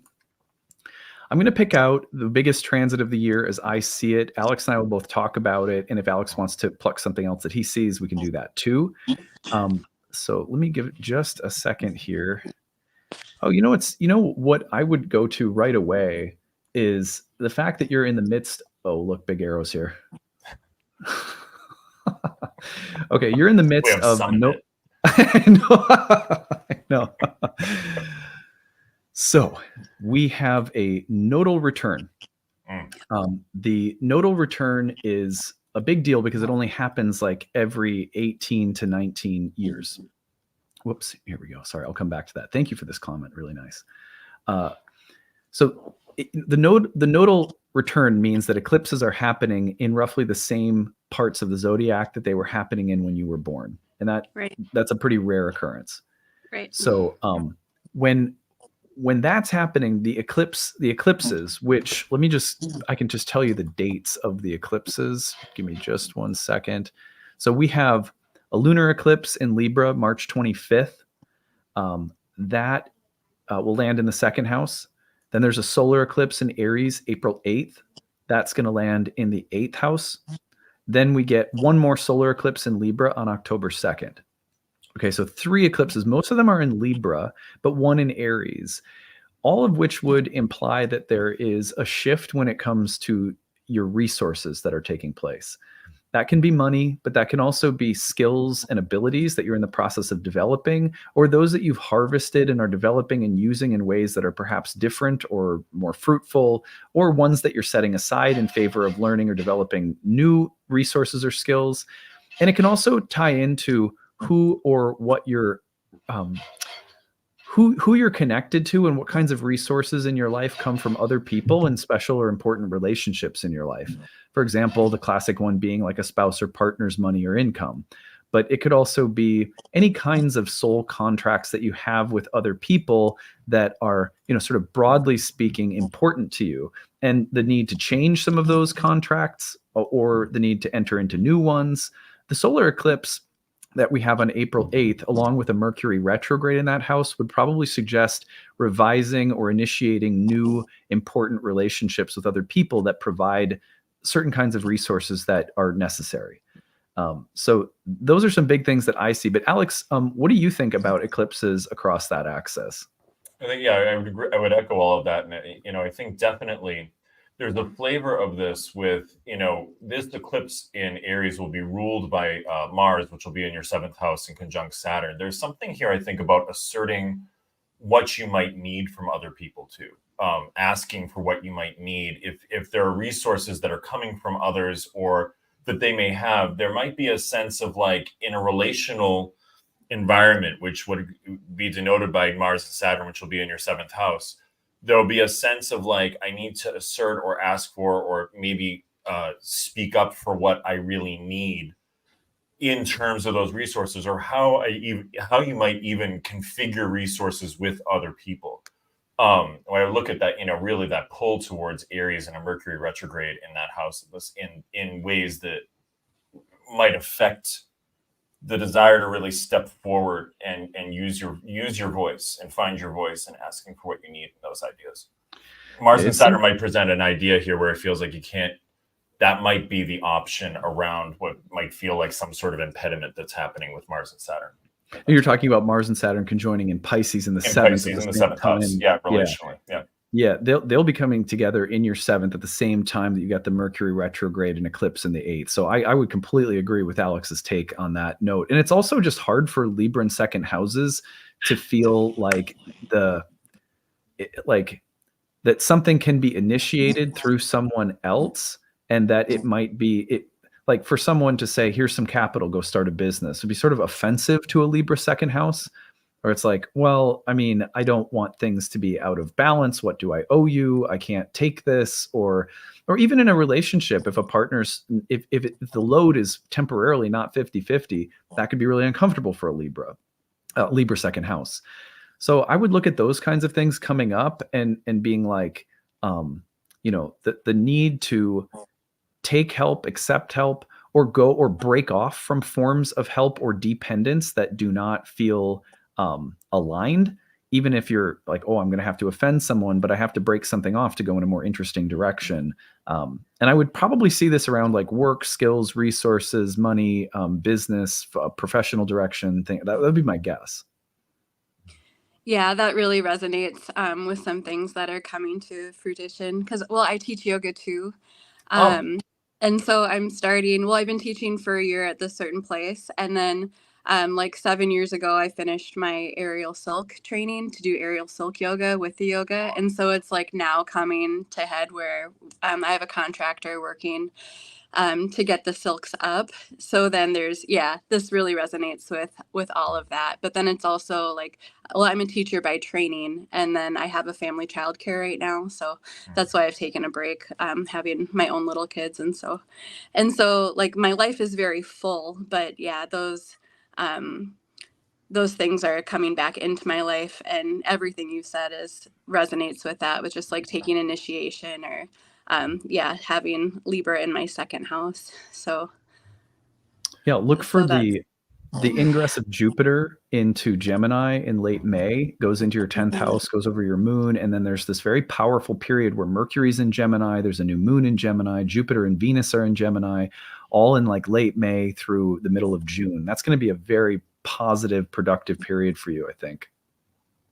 And you really get an initiation with that, Emily, too, with Pluto moving into Aquarius and trining your moon. right Yeah. away. For most of the year, Pluto will be trining your moon and range of trining the moon. So that's also it shifts in that direction too. Yeah, I think, Alex, like when I think of Pluto going to the 6th, starting to trine her moon, I think some really big and interesting ideas are going to start shaping the direction of your career, and there's going to be some work and sacrifice involved in making them happen, but that Pluto will fuel you through it and will make you feel like this is worth it. I have to do this. Yeah, exactly. Wow. Emily, I hope that this helps. Has this been useful for you? Definitely. Thank you so much. Good luck with the aerial stuff, Emily. That's amazing. I have never been so sore in my life as when I took one of those classes. They're so much fun. I was like, oh my God, where's that muscle? You know, like, Right? Yeah, it's really fun. Good All luck right. with Thank that. you, Emily. Take it easy. Thanks, Alex. Thanks, Adam. Bye. Oh, awesome, dude. Wow. I'm going to show some of the comments. Sean says, I'm a student in Adam's classes, enrolled with need-based tuition. It's truly a godsend. Without it, I wouldn't be able to take these classes. They've enhanced my life and my astrology practice. Awesome. Thank you. That is fantastic to hear. She added another comment that says, his staff and assistants are extremely kind and helpful. I'd recommend these classes to anyone, which is another just really wonderful testimony. And I was trying to see if my personal assistant, Delia, could come on, who is super involved in everything we do and is behind the scenes making sure that I can do this content creation every day too. But she looks like she's out and about right now, so I don't think she'll be able to join. But yeah, thank you guys. And the reason that so many people can take this program and that they can have a price point that works is because of the content creation and the reciprocal relationship with the audience supporting the work and supporting the school through the Kickstarter. So we really deeply appreciate your support. Last I checked, we're still about 1,300 backers from our goal. And that's a long ways to go with just 18 days left officially now. So if you have not yet, we would really love your support. If you like this channel, if you like the content, hopefully the next week, I want to introduce you guys to the staff who's behind it, because you guys just see me, but you don't see Turtle. You don't see Ron, who are the social media people who take this and run with it. You don't see Delia, who holds down the fort so that I can take 3 to 4 hours a day to sit and think and write and create. You don't see our backup staff who are there going through, like we have several people who literally just go through the comments and delete trolls who are saying racist things. Like that's a thing, it happens, and we have to have someone go and eliminate it. We also have people who we have one person who goes through all of the grabbed stories in the emails. We get hundreds of them, and she has to categorize them and organize them so that we can make grabbed episodes. There's a whole team that goes into doing this, and I know it seems like when I say support the Kickstarter, support the content that I create, that it's like you're supporting one person, but you're not. There are 11 of us behind the scenes. Some of those people are more connected to the school than the content creation, but a number of these people are directly responsible for making sure that I have the time every day to do this, because if I didn't have a team, I literally couldn't do it. So at any rate, I would deeply appreciate your support. And if you are like this is a comment that I see sometimes. I'd love to, but I struggle to buy food. Send us a prayer, light a candle for us. That'll be great too. If you can't afford to support the channel, we get that. And I don't want people hurting themselves to support the channel either. So just send us a prayer. That's a great form of reciprocation that we also really value. So the link to the Kickstarter. Alex, do you want to speak at all to your experience in the Nightlight programs, which you did a while ago? Yeah, so I was just thinking of that because I think I did like 2019 or something. We did year 1 with you. And back then it was Adam and a computer screen. He just Adam and a whole bunch of boxes that he was managing. And what I like the most about your program is someone who's a teacher and has been teaching for many years and developed many teacher training curriculums for yoga. You really develop a curriculum. And it's logical and paced well and informative without being overwhelming. And I really like that because not only does it show how seriously you take this, Adam, but it also helps you really learn content that can feel extremely overwhelming when it's not organized in a really thoughtful way. And I think that that's one thing I've always loved. But the other thing too is that it's really fun. And I really like the interaction that you have, not only with you, but like in the year one program, the thing that really got my confidence up about chart reading was the live readings that you do with the group. And to see, it's one thing, it's like when, you know, when I'm teaching theory in yoga teacher training about anatomy or sequencing or whatever, it's all fine and good until you actually have to get up and do it. You actually have to get up and lead a group of people. And I think one of the things that those readings do is they show, like, how do you put this all into practice? How do you like take all this information that you're learning, and it's a lot of information, and then synthesize it in a way that you can relate it to a human being who may know nothing about astrology, but has really important questions about their life that they're looking for answers to. Thanks, Alex. Yeah, we really appreciate that. The curriculum, there's a whole staff of us that developed the program at this point. And you have a lot of support inside and outside of class. Our Q&A and discussions are always rich. We have integrated tutoring sessions outside of class, a forum discussion staffed with tutors you can always ask questions to. You can go at your own pace. You can attend live. You can watch the recordings. There's a bunch of bonus material. There's workbooks and quizzes. You can go on the professional certification track and take the exam, or you can just take it for yourself. For people who love astrology, many people who tune into astrology content regularly will benefit tremendously from having a year of immersive study under your belt, because then the language can be your own. It's like going from listening to music you like to being able to play a musical instrument. And it doesn't take that much to go from, you know, sort of being like, I defer to people who know what they're talking about, to like, I really know what I'm talking about. It just takes a little immersion and support and encouragement. So I have a question here coming in that I'm going to see if you'd like to take, Alex. Merv Alay says, what would you say about a 10th house South Node placement? I'm 32 and have yet to choose a career, rejoin a university course. All I've been doing in the past 13 years is being a mom to my child. We may not be able to see everything going on in the chart. We'll say that first. But just generally speaking, what kinds of things come to your mind with the South Node in the 10th for anyone, including our guest here? The draw usually is sometimes can be towards it can feel like it's hard to concretize what you want to do or how you want to move into a career, because it can always feel like I'm like, well, I really want to do this, but it kind of gets ephemeral in some way, or it moves into a space of fogginess or back. You know, it feels like it's hard to get some traction with a solid idea of a career. It may be something where you take various things that you like to do and you begin to sort of create an energy of a different career path that may not be just one thing, but a synthesis of a number of different things. I can see that happening too. And all you have been doing, I mean, you've been doing one of the hardest jobs on the planet, which is being a mom, you know, and that would fall into a different house. But it might be something with the South Node of like, it's hard to get a grasp on what you want to do. Like I saw, like, I want to be a lawyer, I want to be a doctor, I want to be a teacher, I want to be whatever. But it might be a whole bunch of different things that you've done over a number of years, that if you can start to see them coalescing into a unique form of maybe something that's even hard to describe to people, but it's like a unique career that you find for yourself. Yeah.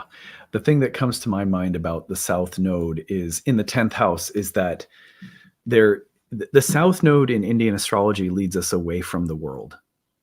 And so either the career house with the South Node will be a career that is somewhat, it's like floating in space. For example, I have the South Node in my 10th house in Aquarius at the midheaven. I'm floating in space for a career, you know? But it can indicate that, you know, other worldly activities will somehow be more likely for you. It could also mean that there's literally a hard time connecting or tethering yourself to worldly activities, which are by their very nature a part of the 10th house, right? The 10th house is called Arta in Indian astrology, which means the development of mastery and skills in the society, recognized and validated by the society in which you live. So, you know, if the South Node is in that place, it can mean that it's just harder to come into the marketplace because, you know, it's just not the tendency that's natural for you. And that might be something you have to work through or with or overcome somehow, but it's also not bad. And it doesn't mean that there's anything wrong. Yeah, it's interesting because there's a similar energy. Like I have Neptune in my 5th house, and this is not the same thing, but I'm riffing off of what you're saying, Adam. It can sometimes be hard to explain to people at a cocktail party what you do. You know, it's like there's a sort of like I do all these sort of creative things, but they're all kind of nebulous and they all kind of come together in one way. And I'm thinking about like sometimes there's a sort of self-definition that is needed for the South Node in the 10th house. Like I know what I do. It might be hard to explain in a sort of grounded worldly sense, but it doesn't make it any less valuable. I think that would be something I would watch out for too. Yeah, for sure. Let's bring on a guest. All right, Rachel. Hi. Hi. Hi, Rachel. Hi, Alex. Hi, Adam. How's it going? Good. You? Good. Yeah. Thank you so much for being here. We appreciate it. Are we going to take a look at your birth chart? Yay. Yay. All right. Cool. Rachel, let me have your date of birth. Yeah, it's the 15th of August, 1981. And the time? Yeah, 7:06 a.m. And the place? Montreal, Canada. Oh, one of my favorite cities. Yay. Great city. I have Virgo rising. Does that sound right? Yes. Got Mercury ruled signs coming on the day Mercury's turning retrograde, right? Oh, Mercury Okay. speaking. Can you see the chart on the screen? Yes. Okay, so I like to pick out transits that I think are going to, pop in the next year. There's 2 that I see right away. One is in this coming year, Neptune. Oh, Big Arrow. You know what? I love you, Big Arrow. I'm gonna intentionally decrease you. I hope you won't be offended. Okay, there we go. Neptune's gonna oppose Venus in the year ahead. The other thing that's going to happen is Uranus is going through a square to your sun. Those are 2 massive transits to an angular planet in the 1st house in Venus and a luminary in the 12th house in the sun. Alex, you want to take either one of those and talk about it, and I'll talk about the other one? I'll take Neptune Venus.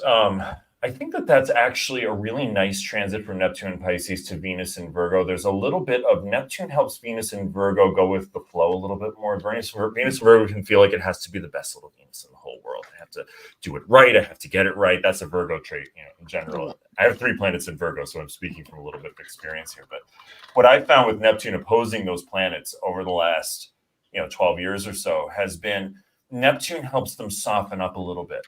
There's a little bit of a going with the flow. There's a little bit more of, I don't feel the need to be so good or right or pure, but there's a sense where I can like expand out into possibilities I had not considered before.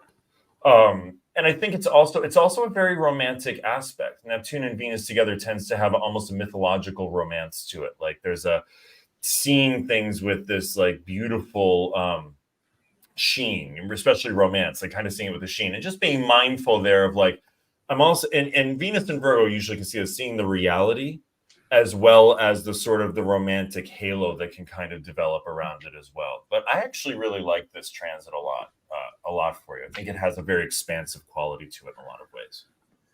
I would also suggest that like when Neptune hits a Venus 1st house in Virgo, that there's a good chance that someone will make you nervous and like will push you into spaces of surrender physically, emotionally, creatively. It's like, if you're nervous to be dancing publicly, this is, you go to a salsa club and there's someone who's really, really good at salsa and they just grab your hand and whip you into the middle of the dance floor and start taking you for a ride. And the Venus and Virgo is like, oh shit, like, and then you have to surrender to it and go with it. And somehow some barnacles of resistance get knocked off in the process. That's a great theme for Neptune in a water sign opposing Venus in an earth sign, is like, let's take you out of a space where there's so much elegance, there's so much sophistication, there's so much beauty and thoughtfulness and intelligence with that Venus in the 1st house and Mercury sign. But there may be underlying forms of anxiety and control that Venus in Virgo has. And that's just like an archetype, right? So what can help you let go more and surrender into something interpersonal or something romantic or sensual, exotic, or creative that would not be in your comfort zone?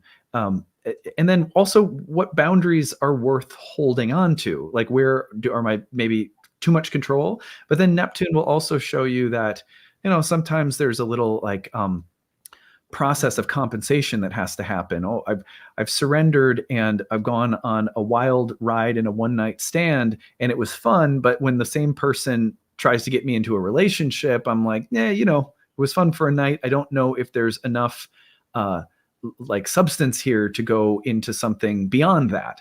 That is sometimes a Venus Neptune dynamic too, where there's a back and forth between letting go and keeping boundaries. I love that, Adam. That's a beautiful way of looking at that first house Venus. Sarah says barnacles of resistance swallowed into the Neptune wormhole. That's right. Resistance is futile. Borg. Totally. Well, why don't would you start us off on looking at what do you think Uranus square the Sun brings? I'm going to see if Ashley's off a phone call and might pop in to join us. Awesome. I really like. So from the 9th house, right, squaring, Uranus is in your 9th house right now, squaring the Sun in your 12th house. This I would see as like a revelation of some sort around unconscious beliefs that liberate you in some way. Uranus has this, what I often describe as Uranus is like a thunderstorm at night where the lightning strikes and all of a sudden everything's illuminated for a split second and then it gets dark again. But you can't unsee what you saw.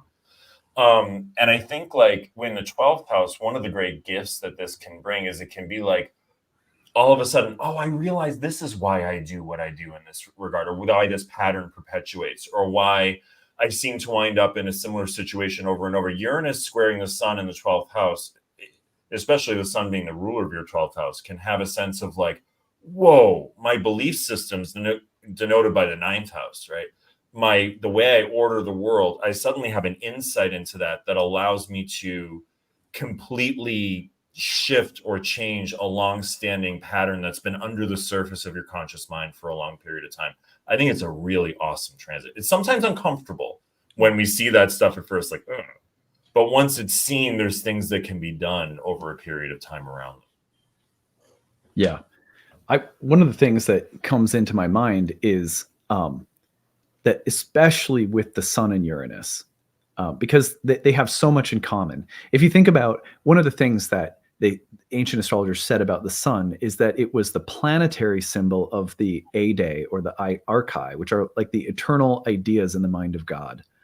And so Uranus is the figure like Prometheus who goes up to heaven and steals one of those flaming images. And he brings it down to earth and he gives it to the people so that they can build new things. They have new technologies. So, of course, Prometheus is punished for his transgression, which is in part like a hubris. Like we want to be as good as the gods. So you always have to be careful. On the other hand, he's punished because the gods may not be very good at sharing sometimes, right? So maybe they're a little tyrannical. But either way, there's this theme of divine images that have the power to revolutionize our lives, our sense of self, and the images that form our sense of purpose and ambition. That's the Sun Uranus. But we have to sort through and figure out what is inflation, what is hubris, what is me trying to reach too high, like Icarus flying too close to the sun, or like Prometheus getting punished for our transgression of wanting to go too high. And on the other hand, how can we actually integrate new ideas that have the power to revolutionize our lives in ways that are, healthy and wholesome and integrated and like mature. So it's like a revolutionary period, and it can either leave blood on the ground and it can clip your wings because you go too high, or it can truly bring you out of some state of like boredom or stuckness, or it can introduce new forms that break the mold. And sometimes it does a little bit of both. But with the 12th house Sun in particular, with the Leo 12th house Sun and a North Node in that house, part of the journey of this lifetime is to come out from some forms of obscurity. It's to show that there's like a queen or a lion that's in there that maybe not everyone sees, maybe you don't even fully believe in, but it's a little obscured in the 12th house, has to come out. Sometimes that also means that there was a father figure in your life who was profoundly inspiring,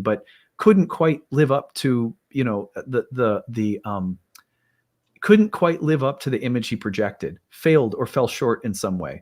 Or sometimes it's a father who, there's just issues around father karma with the 12th house sun sometimes.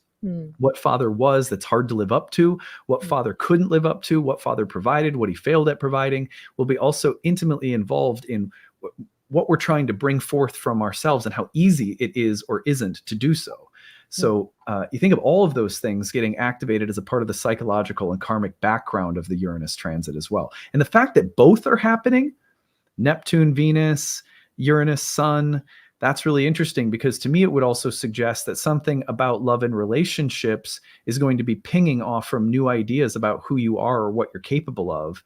And all of that will constitute a pretty significant turning point in your life story, because any outer planetary transit to a natal planet is already a significant biographical turning point for most people. But when you put two of them together at the same time in 1 year, that's probably one of the more important chapters in the book.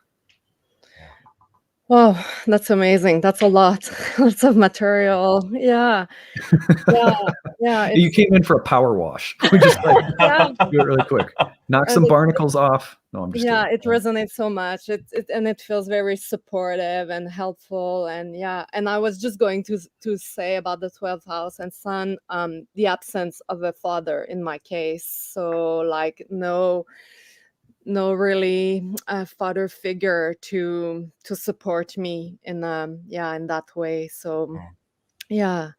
Isn't it amazing how, like, one of the things that'll happen in such a case is Venus is in Virgo in the 12th. Read it in the context of the sun or Venus is in Virgo in the 1st. Read it in the context of the sun in the 12th. For example, I may have the desire to bring something out of myself. One of the things that a father figure does on an archetypal level is they encourage the individuation. That the masculine as an archetypal image is more standalone, stand apart, heroic individual journey. Whereas the feminine archetypally is more about life as a web of meaningful relationships that we devote ourselves to and nurture and foster and so forth. Both are like parts of the story. There's a marriage between these two things, obviously. But when the father is missing with a 12th house sun, it often means that there's some sense in which the support of our individuation isn't present. We have to go searching for it. And when that's there, and you have a fallen Venus in the 1st, one of the ways that you can end up feeling like I support myself is through being perfect. Knowing what to look like, knowing how to do things, being smart, being likable, knowing how to work with people. Venus is like, I can be a good diplomat. I can be very intelligent. And because of that, I can use that to steer my ship in light of the fact that I'm having trouble getting this core battery to shine and guide me through life. It's like I overcompensate with Venus because the 12th house sun is having trouble finding its way out. So what Neptune does when it opposes Venus, right, is it says, let's knock you out of your control and give you new images that can start to come forth and replace the dominance of Venus and Virgo in the 1st. Does that make sense? Powerful imagination too with Neptune too, I'd say. Oh yeah, that sounds amazing. I welcome that first transit, like that thing with perfectionists and never being good enough and waiting to put offerings out there till they are perfect. Like I feel like this is starting to lose grip, and it's just like, okay, like starting to get loose with that, and just like, yeah, let's be more playful and ridiculous, and just go for it at one point, because it's too much pressure, it's too much perfection. It's like, yeah, no one can live up to that. So yeah, it's amazing too when someone comes in and they just say, I really love you, I really like you for who you are. And all of a sudden you go, wait, I don't have to perform, I don't have to be perfect, and the way that can serve to revolutionize our lives and give us the courage to bring things out in a way for oftentimes, and this is not necessarily gender specific, but let's just say in the case of a woman who's going to meet a man in a scenario like this, the man serves in very small part, not in total, but in very small part as a kind of surrogate son or father that says, I love you exactly for who you are as an individual. And when that happens, that it's as though a lover has a little bit of the power to act like an adopted father. I know that sounds kind of messed up. I don't mean it to sound like you should look for a man to be your father. That's not at all what I'm saying. But there's a way in which when someone just loves you purely, and it's a man, and there's been a missing father in your life, they can help in a way just facilitate a little spark that lights a fire for you, for parts of you to come forth. Does that make sense? Yeah, yeah. And I did have a stepfather eventually when I was like teenager and so on for 30, 40 years. And he was like, I love you. You're the most beautiful girl. Oh, Like, you're my yeah, girl, you know? So I was like, wow, like this was a whole new thing for me for sure. So and that's my amazing. husband as well. So it's like, yeah. For Fantastic. Well, sure. I For so sure. appreciate you coming on today, and I hope that these transits ahead are really fruitful and positive and healing. And yeah, stay in touch with us. Tell us how things go. Feel free to write us a grab story with any of your transits or something. It'd be fun to hear back from you. Thank you so much. All right, take it easy, Rachel. Bye. All right. All right, we have one last person we're going to bring on who I promised we would get on, and we're going to see if I can't bring this person on. And their name is, I know, right? Their name is Bailey. So if you are listening to this, Bailey, I just sent you a link to join. Check your email, and we'll get you on for our last reading of the day. So those are always interesting years when you're having a double outer planetary transit. Oh, I know. Like that. Really interesting years. I had a couple of years like that. They're pretty momentous and in good ways, but they can feel like they really pull you out of your comfort zone, like you were saying. Oh God, you know what? I'm reminded of when I had Pluto over my moon as Uranus was heading into a square with my sun, and that was one of those times for me. And like my parents got divorced, and then I got around the same time. I got married, parents got divorced, and we had a baby. Like during that period. Okay, so that was a big life transition. Right. You know? Yeah. I had Pluto squaring my moon with Uranus opposing my moon, Saturn conjunct my moon. It basically turned my moon into the Death Star for a couple of years. It was just like really intense. But they also those are years that really transform your life in ways you can't anticipate that can be very, very positive too. Just so we know, there's someone on here, Laura Willow, saying once again, no elder readings. Laura, I sent you a link to join 40 minutes ago, so I think you must not have gotten it because I saw you feeling left out, and I specifically sent you an email at 10:37 to your email address a Gmail address that you emailed in at, and I think you must have missed it. I'm really sorry that you missed it because there is no ageism allowed at Nightlight. We love our elders. We love people of all ages, and everyone is totally welcome to come on the show. I don't pick anyone in particular, just so you know. Okay. So Bailey is here. Hi, Bailey. Hi. Hi, Bailey. Hi. Hi. How are you doing? Great to be here. I was like dying to get on here. Oh, thank you. We really appreciate you coming on. What's your date of birth? Okay, so it's January 21st, 1996. Okay, and the time? 7:53 a.m. And the place? Marion, Ohio, United States, obviously. Okay, and I have you as a Capricorn rising. Does that sound right? Yep. 29 right. cap. Cool. Hold on just one second. Okay. Laura, hi. You're here. Can you hear me? Can you hear me? Yes. Okay, good. We're going to get you on in a second. I'm glad you found the link. I'm going to Oh, read you're for so Bailey. sweet. I'm going to read for Bailey first, then we'll call you back up. So hold tight. Okay. We got her in. Laura Willow is here. Bailey, you're getting a lot of Pluto right now from this chart that I'm hearing. Pluto and Mercury. Mm-hmm. All right, let's put I have you as Capricorn rising. Does that sound right? Yep. Okay. Oh. Ooh. Wow. Yeah. Wow. Yeah. Yeah. Holy cow. Both of us. Jeez. So let's, Alex, you spotted it before I was even ready. Pluto's going over the ascendant right now. It's going to hit Uranus. It's going to hit the sun, and then it's going to retrograde over all of them and do so. Like the next year and a half is yes. a whirlwind And then my of Saturn activity return here. is 25. Yeah. Well, Bailey, how's life been for the last awesome. 15? Yeah, can you tell us a little bit, as much as you feel comfortable with, what's been going on? Currently I just lost my job.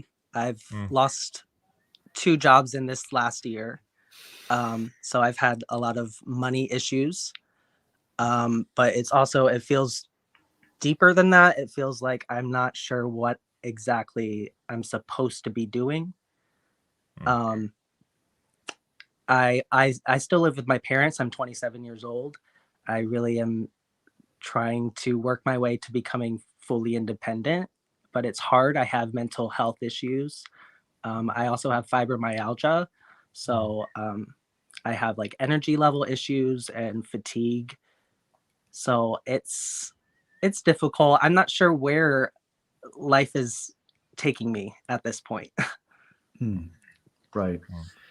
You know, one of the things that strikes me right away about your birth chart, Bailey, is that, you know, you were born with the Mercury retrograde conjoined Neptune. It's interesting that Mercury is retrograding in your first house today in Capricorn, as it was when you were born. I mean, I don't know exactly what that means, but it strikes me as an interesting synchronicity. The only thing I'll say right away, and I can see Alex cooking, so I'm going to let him talk too, is like having that placement when it comes to mental, emotional, and physical health can be really hard, because Neptune is very overwhelming, and it's very, it's like clarity comes in and then it goes out, whether that's clear mind or clear emotions or clear health, or, you know, it's sort of like, I see it as almost like when back in the day, remember you used to have to turn a dial to get a clear station on like AM radio or something. And you know, that Mercury retrograde with Neptune in the first house could make it really hard to get a clear station without the fuzz coming back in. Like you constantly have to sort of adjust the knob or something. Those are images that are coming 100%. To my mind. Does that resonate? Yeah. Yeah. And I think there's also, like when you said, what am I supposed to be doing? That's my ascendant. That is your ascendant speaking, right? Yeah. That's Capricorn. That's the Capricorn is the one who says, all right, what's the cross I'm supposed to carry? Like there's a sense of being ordained by the gods to do something purposeful, but sort of heavy and difficult. And look, man, here's what I would say. This is just, you know, me, my personal opinion. It's not rooted necessarily in the astrology, but it's like I've seen enough Capricorns to know that, like, if you're a Cap rising and you have all these things going on with your constitution, your health, your body and mind, that's enough of a cross. You know, let yourself off the hook with respect to the other part of purpose, and let it be something you can define for yourself, not something that you feel you ought to or supposed to do. The only thing I can tell that you're supposed to do is like with that first house Capricorn is like, go on the journey of feeling healthy and whole and happy to the best of your ability. And that's enough of a cross to carry, right? Yeah. Ew, gross. Thanks. Sorry, I don't like emotions. I don't want to get like, that's okay. Great. That's totally okay. That's great. Thank you. Alex, what do you think about Pluto going over the ascendant, Pluto going over Uranus and the sun? What comes to your mind, or anything else that comes to your mind hearing Bailey and looking at the chart? Bailey, with Neptune and Mercury, what I hear from, and this is from having Neptune strongly configured in my chart too, I could see this being overwhelmed with information, especially energetic, and just information comes in and it's just like, oh my God, and your body can react in the first house. It's very sensitive to that overwhelm of information. Yeah. But it comes through you're kind of walking through a web of energetic information all the time without realizing it. You're sort of picking up all of this stuff that can feel like, as Adam was saying, it feels like a fog. Mm-hmm. And having practices or having, you know, places you can be where you can sort of settle and focus, which Capricorns can do, where you can settle and focus yourself, whether it's a meditation practice, it's something that just helps you sort of tune into the inner world in a clearer space, can sometimes help to realize when the system's being overwhelmed by all of that information. Does that make sense? Yeah. I think Pluto going over Uranus and the sun, one of the things that I know about Uranus and the sun when they're exactly conjoined is that, by the way, that happens on my birthday. The ingress. Yeah. Oh my gosh. Yeah. It's a powerful solar return chart. Yeah. I mean, if you look at just a stellium like that in the second house, the thing that comes to my mind is a new moon, it's Uranus sun, it's Mars in that house. There's a story here about individuation when it comes to the development of resources, when it comes to themes of financial self-sufficiency and resourcefulness. You know, in a sense, like that is your life's work. So many times the sun in the second house, if it had a logo, it would be, I am here to build something. And that building will be something that I use to support myself and something to stand on and something to rely on and something that sort of props me up. The second house was thought of as those things that prop up and support the native. So when you have a bunch of planets in that house, it doesn't necessarily mean that you're coming in with all those resources available. It can often mean that you're here to develop them. And the Pluto over the sun and Uranus can act like a kind of explosion of creativity. And it can come through and say, here's some plans, here's some ideas that can start you on a path of starting to build whatever you're here to build, develop whatever you're here to develop, support yourself in whatever ways you're here to do. But it begins sometimes with understanding what is realistic. I know that it sounds kind of funny because Capricorn rising, sometimes when people say, oh, Cap rising is so realistic. Actually, you'll find that Capricorns are some of the most unrealistic people. It's specifically unrealistic with respect to how much they think they ought to do or how much they think they have to do to be valuable or, you know, something like that. So there's this way in which we overestimate how practical like Capricorn is. No, you know, the thing that might be the most profound shift is that you are already great. You don't have to do something great. And when that pressure comes off, which Pluto can do when it goes over Uranus and the sun, you can just start leaning into things that you like and going in the direction of things that are interesting and finding out that that's enough. It doesn't have to be anything extraordinary. Is it though? Is it enough? This is 29 Cap Rising speaking. That is, yeah, that's it though. I mean, that's it, isn't it? Is it enough? Right? Yeah. That's the crucible, man. That is the path of faith. And that's the, you know, it's like, those are the juices you're being cooked in, that voice, that doubt. And you can't let it go just because some spiky haired astrologer is saying to let it go. It has to come from you, you know? And so I would that's a say journey. coiffed Adam, not spiky. Right. Coiffed astrologer. Yeah, I could do that. You know? But anyway, Bailey, we got to go on to our next client. Thank you so much for coming on. Thank you guys so much. Yeah. Good luck to you. Blessings, Let us Bailey. know how things go, okay? Thank you so much. All right, take it easy. Bye. Thanks, you too. All right. I did promise, because we are not an ageist organization, that I would get one self-proclaimed elder on our show. I'm just kidding. Laura, hi. Laura. Hi. Hi. Okay, we're gonna pop up your chart. We're gonna do it a little rapid because we're over time. But did you see that I emailed you a while ago? I did, but I didn't click that one last button. Okay, no worries at all. Okay. What's your date of birth? It's March 26th. Okay. Hi. In the year? March 26th, 1955. Okay, and the time? I did see that. Oh, I didn't see it in the email. Can you tell me the time again? Of your birth? 1955. No, the time of day that you were born, like 8 in the morning or 12:30 p.m. 12:30 p.m. And then the location? New York, Manhattan, New York. Okay.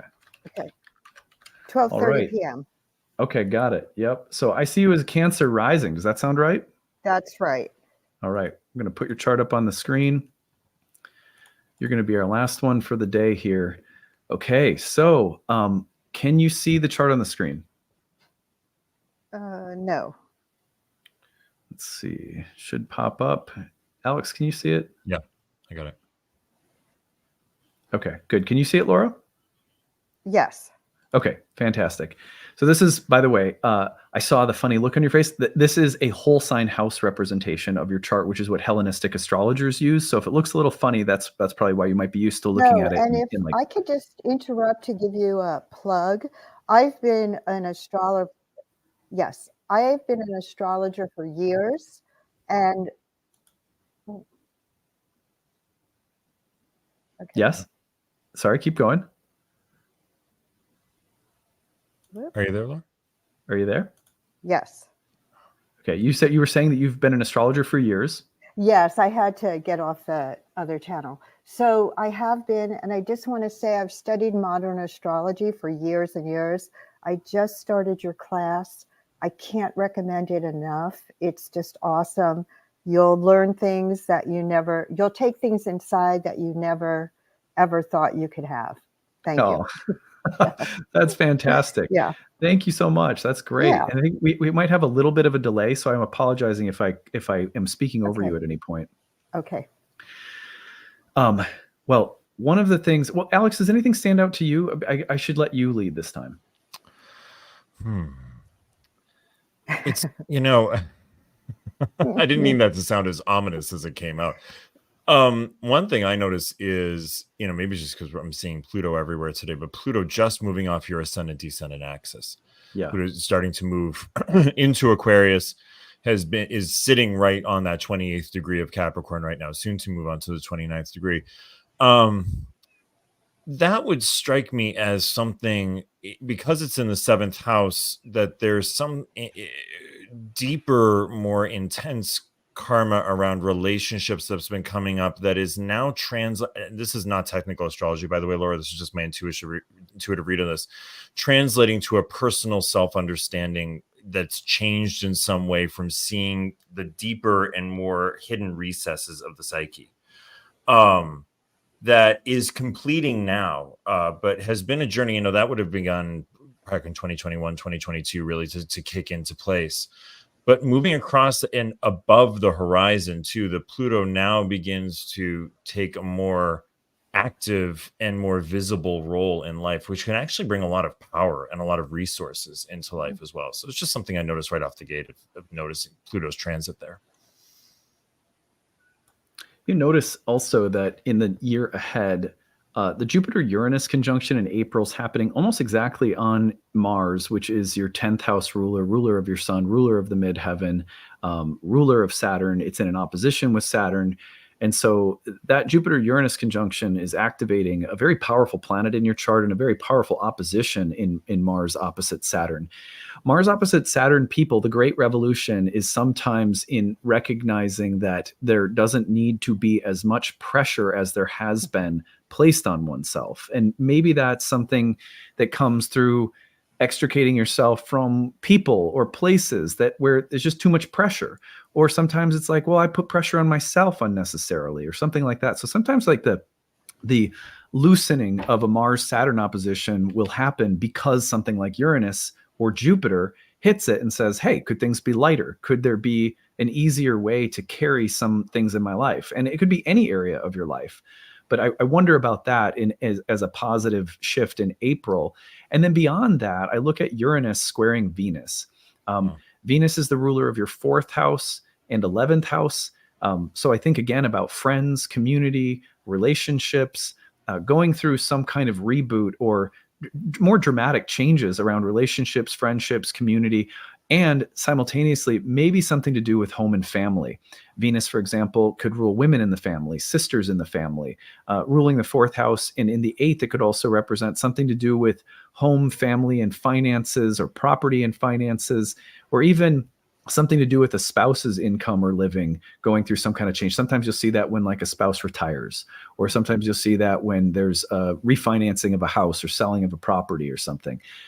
But I wonder about changes in family karma and relationships, and maybe even groups of people or social dynamics overall in your life in the year ahead, because that Uranus square to Venus is in a position to do that kind of thing as well.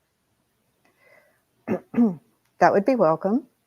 It's interesting because everything that's going on the top of my chart now is kind of a repeat of the 1980s when the outer planets were at the bottom of my chart. Okay, interesting. And do you see what was happening at that time? Craziness. Mars and Saturn were in a big old conversation about get me out of here and I got to hit the road. That's actually when I moved from the East Coast to the West Coast. But I was just doing crazy things at that time in my 20s and 30s. So it was an observation that I've noticed. It's a little crazy. You know, one of the things when you say I Very was doing crazy things, like Uranus might be inviting a kind of youthful reinvention. You know, when Uranus hits Venus at any stage in life, sometimes it's like the sensual, creative domain of our life, in addition to the relational realm, is asking for some kind of rebirthing or awakening and freeing of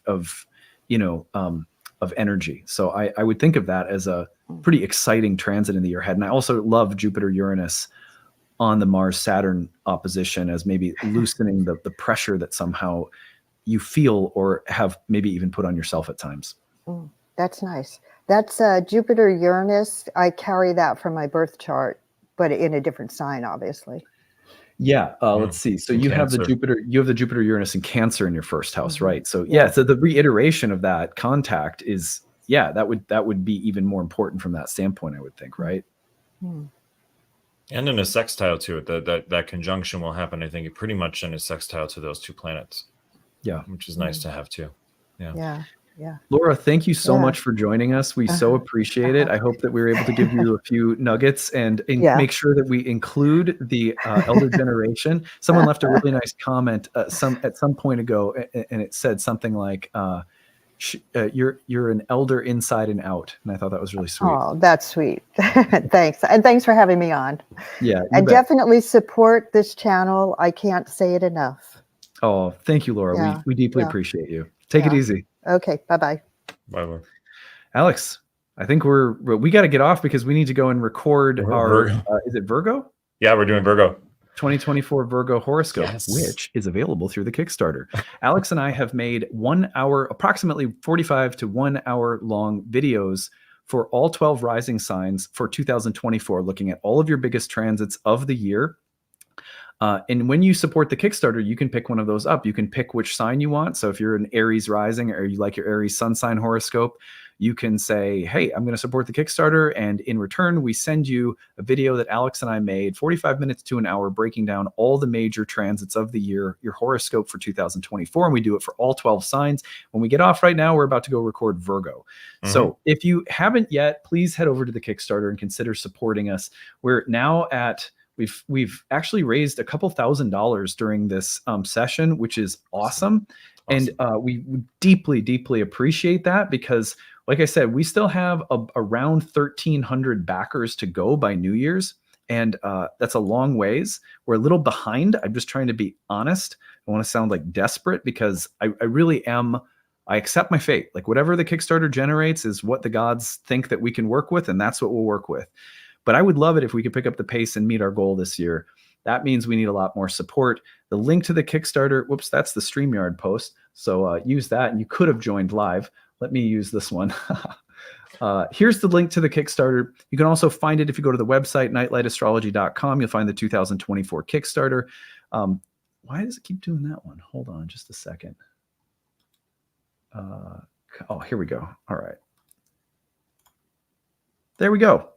That should be the link right there. You can find it on the website too. Alex, thank you so much for popping in and joining. This has been super fun. I have never changed from yoga mind to astrology mind so fast. So thank you for that. Yeah, for sure. All right. Everyone, we hope you have a fantastic day. Be sure to check out the video we dropped today on Mercury's retrograde in Capricorn, a full treatment of that retrograde, which is on the YouTube channel as our video of the day. And we will see you all again soon. Thanks so much, everyone. Bye. Bye, everyone.